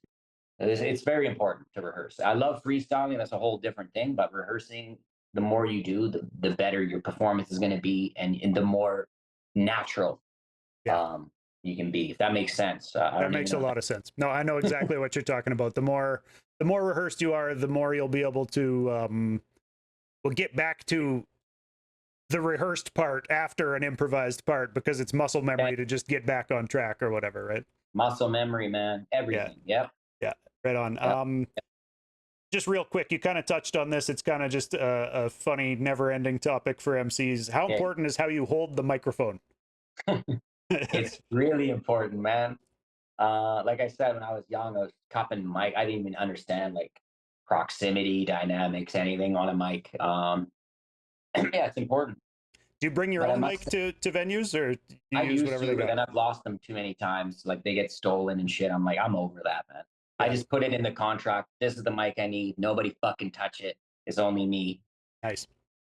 Yeah, now it's very important to have mic technique. But I must say, some like dive bars that where the sound system is so shit, it's like the only way to get it across a bit louder is to cup the mic sometimes. So it sounds Right. like shit, but like you can't. Sometimes the systems are just they're not good. But I'm trying to stay away from playing and really, In the dive bars. Yeah. yeah, Best of luck to you on that yeah. endeavor, man. My That's an contract. important step I in put it in my progression. contract. Oh man, No dive bars. Tell the management. Yeah. no, for real. Like it's in my contract. Like I'm done with that. Nice. How about how important is working with a producer to develop a sound? Working with new Super. artists myself, a lot of people have told me like, "Oh, I want to become a producer to develop my own sound," or like they Right. want to lock in with one producer to develop a sound.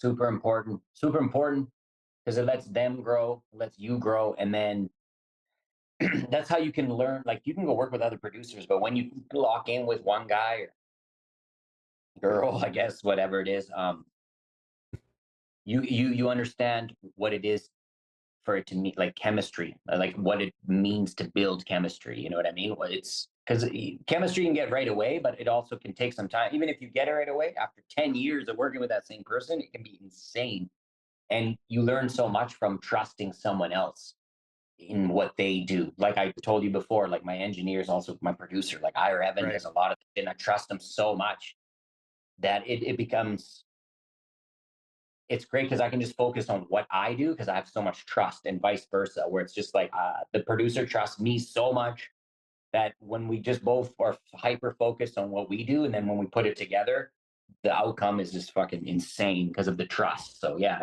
it's really key to work with a producer that you trust a lot. It's dope. Dude, you just tripped me out for a second there when you said that a producer could be a female, and I was like, "Wait, are there women producers?" Of And course, there I'm sure that there are, and I must are. be sleeping on a bunch of them. But like sometimes I talk about like it surprises me there aren't more female MCs out, Right. you know, doing the thing, and there are really plenty of female MCs at There this is, yeah. point in time. Mhm. But producer wise, like, can you name any? I thought of one from the coup. There's, you know, Boots Riley and Pam the Funkter. She passed away a few years ago now, I think, but she was the DJ and producer for that crew. But I don't know, bro. I couldn't think Uh, of any other. there's a few in Vancouver. Jamie Rose, uh, Okay. uh, Karen from It's Nada. Like a lot of there's actually a lot of incredible producers that aren't even like that are not known to people at all. But I've done a lot of like work camps and workshops, and there's some incredible young Yeah. female murdering it. I mean, Wonder Girl I'm from sure there Toronto. must be, right? There's no Wonder reason that Girl there is wouldn't be, crazy, but bro. She yeah. produces, you know, Okay. she's producer for Drake and shit like that. Oh, Obviously, damn. it's Okay. very male oriented, or I would say male. The attention is on a lot of males, but just Yeah. like rappers, two MCs, it's a lot of males, obviously, but they're there. They're But at definitely least there. with emceeing, there's like some, big name females we can all Oh yeah. point to or whatever who have really made a No, I splash. would have But trouble. I would have trouble like naming. Yeah, yeah, I can that's name a weird. few, but I'd never really thought about that gender delete this gap in part, man. production. Delete this part. No, you came up with more than I did, dude. I don't know. I don't think anybody can be too mad at us. It's not like we're sitting here saying women shouldn't be producers. Yeah, I'm yeah. just Oh, scratching my head thinking like, how come there aren't more that are prominent? Yeah. of course, yeah. Yeah. Um. Okay. How about how important is a song title? What you Song actually name the song? Yeah. song title is really important, and yeah, it's very important because I mean, a song title is like a cover on Netflix. You know what I mean? If I see, I can tell when a cover is whack on Netflix that the movie's not going to be good. You know what I mean? Right. Then once in a while, like maybe the movie is good and the cover's whack, but it's like the album cover, your artwork, and the title. Those are the first things you see. Yeah. So they should be engaging. You know what I mean? So sometimes you can have something really simple, but then if you listen, it's like, oh, it's hella profound and it makes sense. So and a lot of my titles aren't that fucking deep, and I never thought about them, and I wish I did more. But I'm doing that more so like later in my career for sure. I'm understanding that everything is important: the music, the artwork, the covers, the rollout, the communication, the fucking titles is all important, all of it.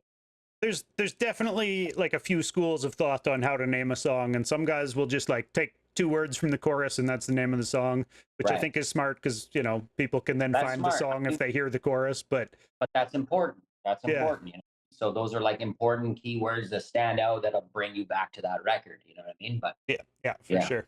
All right, man. like I got a bunch of song titles, bro. Like here's two, three song titles I have on an upcoming project. Killing Your Best Friend is one of them, which is like if I seen that, I'm like, I'm gonna check this record out. What is this about? Yeah, Just I want to based hear on that one. Yeah.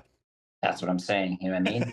There's one funerals and murals, right? Just like, okay, I gravitate towards that. That's interesting. So like just interesting Yeah. titles make me gravitate to wanting to hear them. Maybe they're shit and you hate them, but like they can be important. Yeah, I would agree, man. And you can tell a lot when sometimes I'll look at an album and all the titles will be kind of generic sounding, like, Yeah. you know, Did It Alone or like, Smoked up. yeah. And the odd song is just gonna have to have a generic title, like Put 'Em Up or whatever you were talking about. Like That's that's just generic. That was the train of thought was just bake them with the hook idea. You know what I mean? That shit was like so they know what to go when you're hearing that live, man, if yeah. that song kept saying put them up, and then go search it and then they'll find it. Oh, so yeah. Well, and of course, some tracks need that. But it's when the entire album has like nothing but a bunch of song titles that sound like, hey, ChatGPT, give me 10 titles for popular rap songs, and it'll come up with something along some of those Yeah, lines. yeah, yeah. I hear you. I hear you.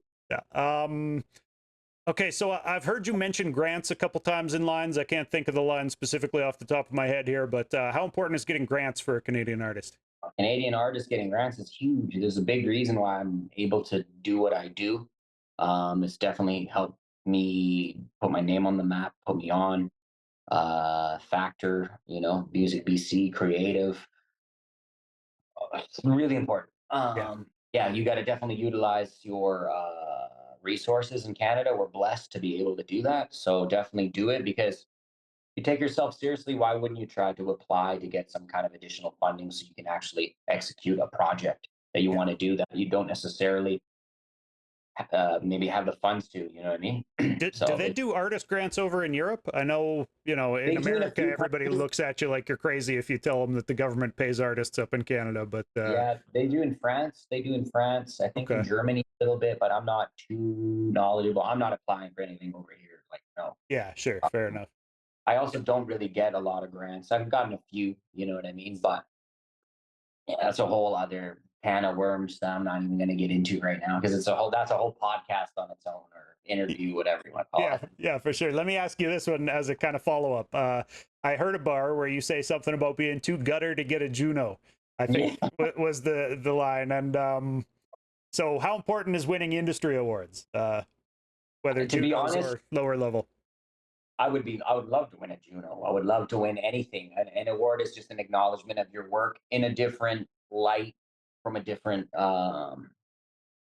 group of people that are like involved in the music industry more. But that was more so like I'm just too gritty. Like my shit is just not gonna hit like that. Like the people that get awards and stuff are usually just a little more safer, which is fine. Nothing against it. Just me, it's not gonna happen. And I'm not gonna change. Like I like to just be darker and it's not gonna happen, you know what I mean? And maybe I shouldn't be saying that because I'm manifesting it. Can't never happen.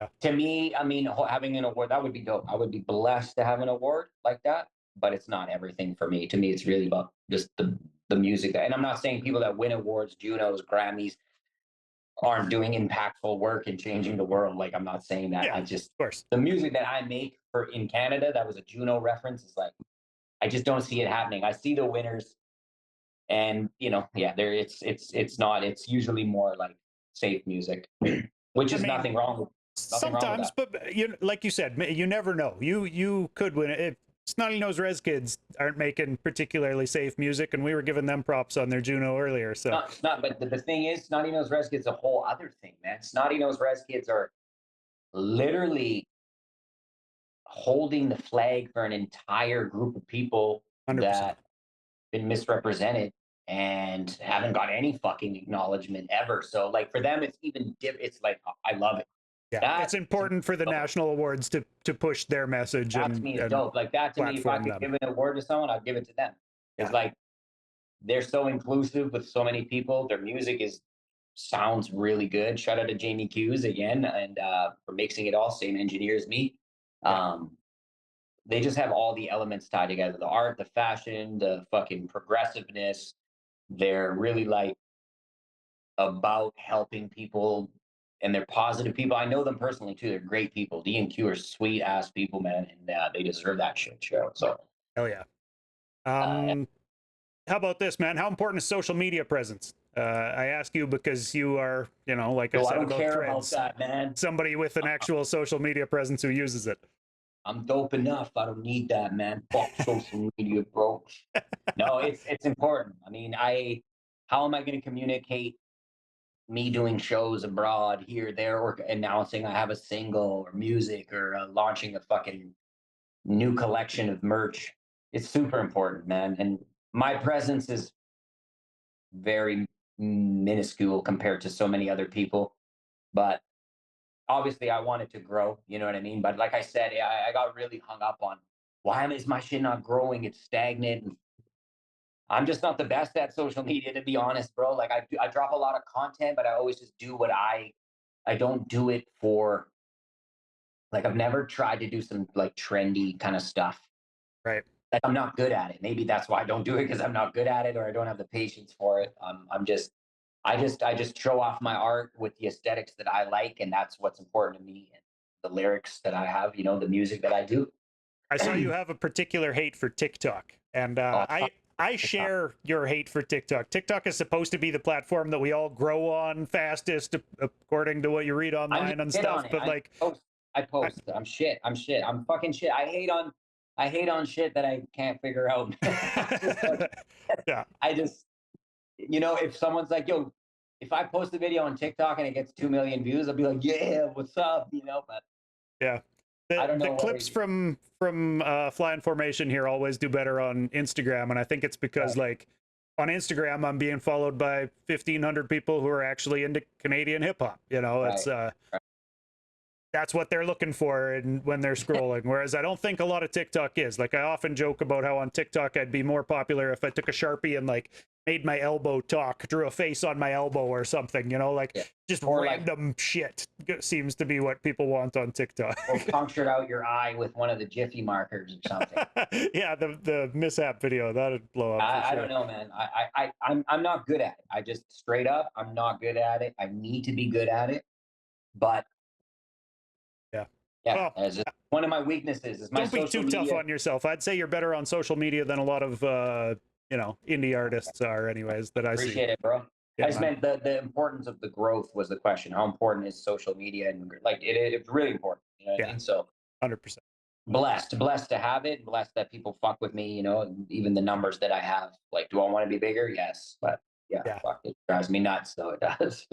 Um, kind of in closing here, man, I got a question. What's the biggest change you've noticed in how independent artists break through from when you started making music to kind of now?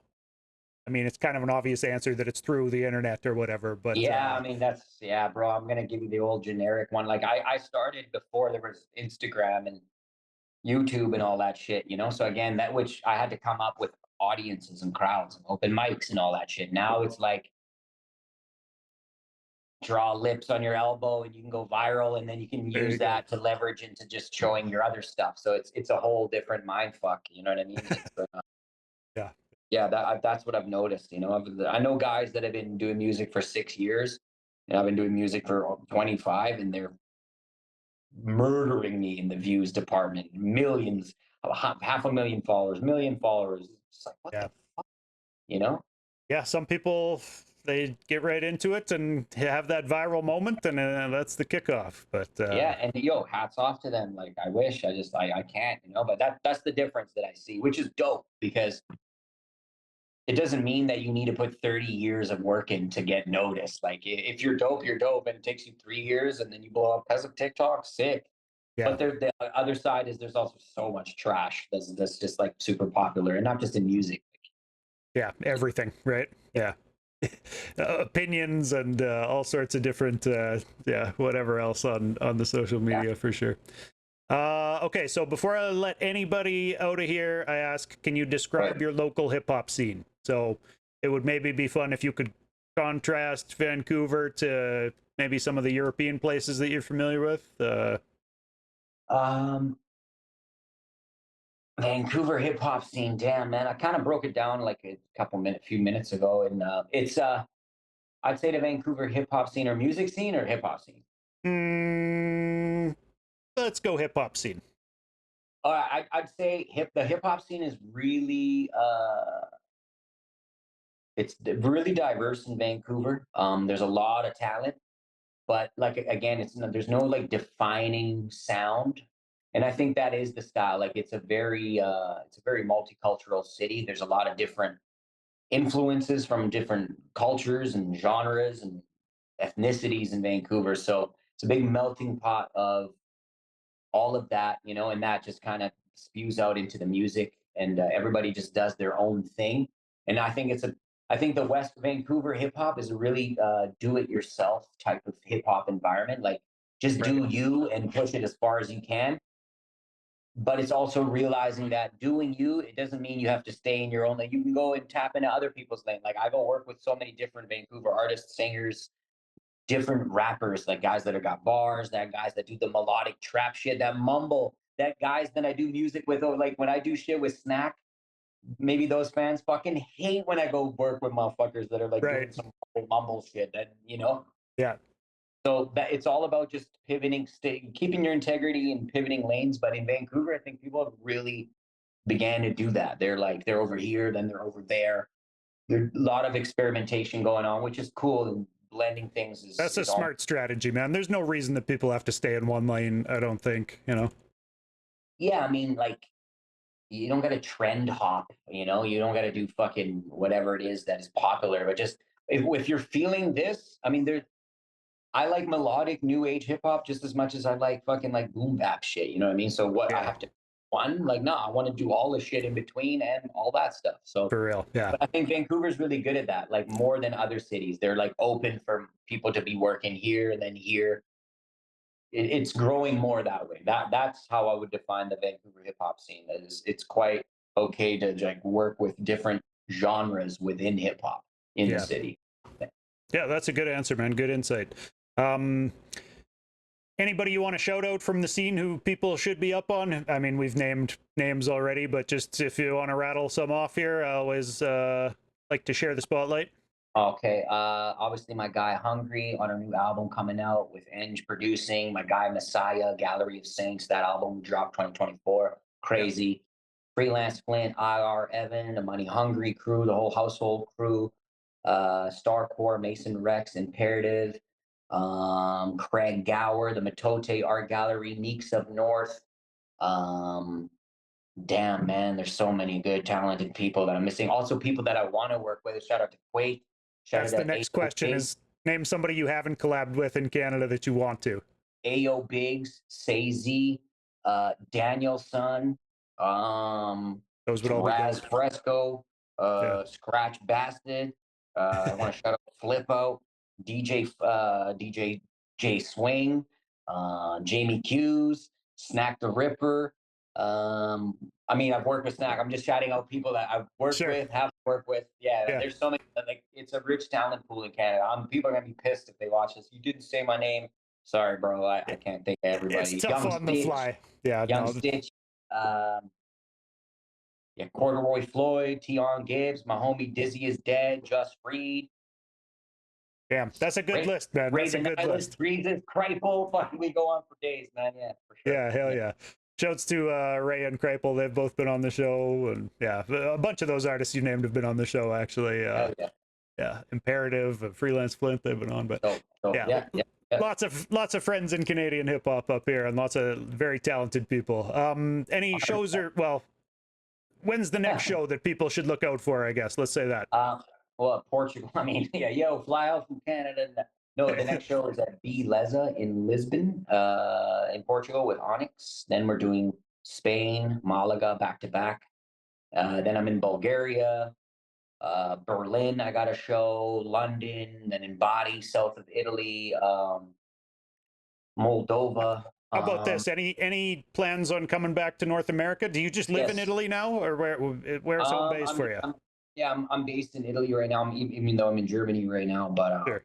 Yeah. yeah, I'm just gonna finish up the European shit. I think I might do a few shows at the end of September, with a couple other artists. It's not like it's a little trio of artists going out to do maybe 8 or 9 shows, primarily East Coast, and then I'm gonna chill for a bit, lock in, and do some creative projects that I got to wrap up.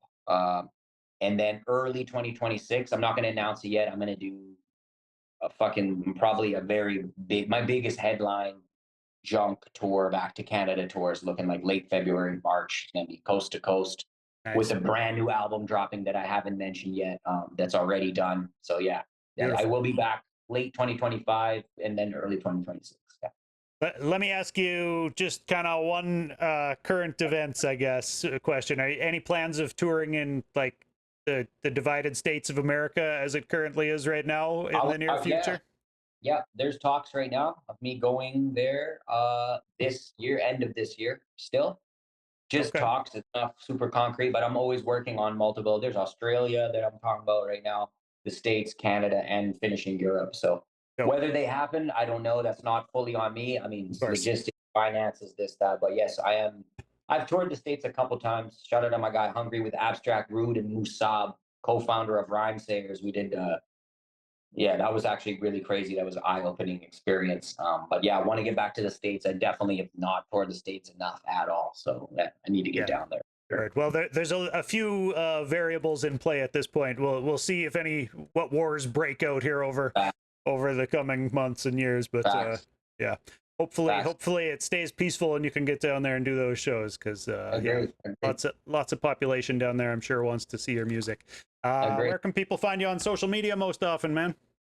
So it's just at my name is Junk.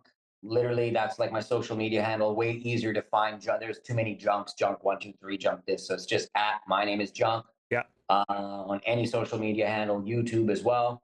And then I have a website called mynameisjump.com. That's my bio, merch, events, tickets, everything is there. Right Music on. link, all that shit is there. Yeah, man. So Right on. I'll make sure to superimpose the link to your website on the video bro, here before we send it to YouTube. I appreciate you doing this a lot, man. I know we went wildly overtime here. I told you an hour. We're almost at 2 hours right now. So let's go. But it was a great talk, man. I love it when these things go, extra length, and I get to talk to people for longer. So yeah, I think this was a great interview. I appreciate you, and I'll keep playing your music on AtSick. And Thank you, bro. if you tour through Alberta, I'll come slap hands, man. I'll be through there late 2025 or like early 2026. I appreciate you, bro, and just keep doing what you're doing, because like it didn't even feel like an interview. This is a conversation, and that's the best one. So respect, bro. That's what I always say. Artists like talking about their art. I found that I was having a bunch of conversations like this with artists, and was like, why don't I just record these things and call it a podcast? So here we are, man. I appreciate you coming through. There is no show with no guests, so it was a pleasure having you on board this episode. Thank you, bro. Hell yeah. Take it easy, Much man. love, man. Salute, Peace. bro. Household in a building. Hell yeah.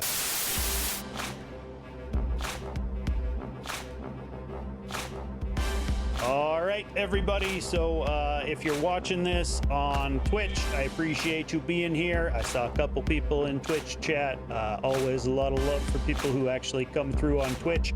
I know Twitch is scary for some people. They don't know what a Twitch link is going to take them to, or whether they need some sort of new app to go watch on Twitch. You don't. You can just tap in and watch things as they happen live. These interviews happen on Tuesdays. Typically on my channel, twitch.tv/Doobyis. Of course, Doobyis.com is the hub for everything that I do, but the interviews a day or two later, after they happen live on Twitch, go on to YouTube. So there's 107 now. This is the 107th episode. That'll be in a playlist, and typically they happen every week, but over the summer for July and August, I'm gonna step back, find myself a spot on a beach somewhere to relax, and I'll still be doing weekly music mixes on After the Smoke is Clear, but I did 2 interviews a week through June, so that I'll have interviews to put after those July and August After the Smoke is Clear mixes still coming up. So I'm not going to be doing live interviews over the summer. I'll be back at it in September. Had a lot of different artists already getting at me trying to book for the summer, and I'm telling them, we'll do it in September. We'll do it in September. So I appreciate the artists who are reaching out, and artists who send music over. If you're watching this type of stuff and you enjoy the community building and the promotion of the hip-hop scene in Canada, hit follow. It's a long path to monetize on YouTube. I think you need 1,000 followers and a bunch of hours watched. So I appreciate people who follow over on YouTube. Hit like on the stuff. That always promotes it to more people. Manipulating the algorithm. I think a big part of the independent music grind is just kind of joining together to manipulate that algorithm together. That's why you see artists popping up on each other's posts with just some flame emojis and a like on a post or whatever, because the comments help the algorithm know, okay, this is content people engage with. Let's show it to more random people. And hitting like does the same thing. So always appreciate all of that. It's been fun this entire half season of Fly in Formation, talking to a different artist every week. It feels like a real blessing and a gift to me to be able to link up and have these conversations with all these different artists. I have fun doing it. I hope people enjoy watching them, and I appreciate the hell out of everybody who comes through and supports Fly in Formation, supports After the Smoke is Clear. The best thing you can do is tell a friend about the show. I'm eternally grateful for people who help spread word of mouth, because I don't put a lot of in fact, I don't put any advertising dollars into promoting After the Smoke is Clear. If I fall into a pile of money eventually, maybe I will, but until then, the show operates out of pocket. I definitely operate in the red, buying everything that I play every week on AdSick. But that's you know, I'm here because I love hip hop. I love supporting other artists, and I'm really having fun doing it. So if anybody wants to help out with that financially, you can, of course, donate. There's a PayPal link over at my .com, so Doobyis.com, or you can go direct to, I think it's paypal.me/Doobyis, where you can donate safely and securely. And you know, that goes to keeping the show running. But in closing, I should tell people, definitely go check out No Water in Hell Volume 2. That's Junk's latest full-length album, and then he's got a new EP called Together in Pieces, number 4 now, the 4th in the series there, with producer Starkore. Both are really solid, really good works. You know, a lot of introspective bars, a lot of but like I said, it's also a polished sound that you can tell there's been the 10,000 hour mark has been reached, I suspect, and you can tell that Junk is master of the craft over there. So shouts to him for coming through to do this, as well as all the other guests who I've talked to this year. Love y'all. Peace.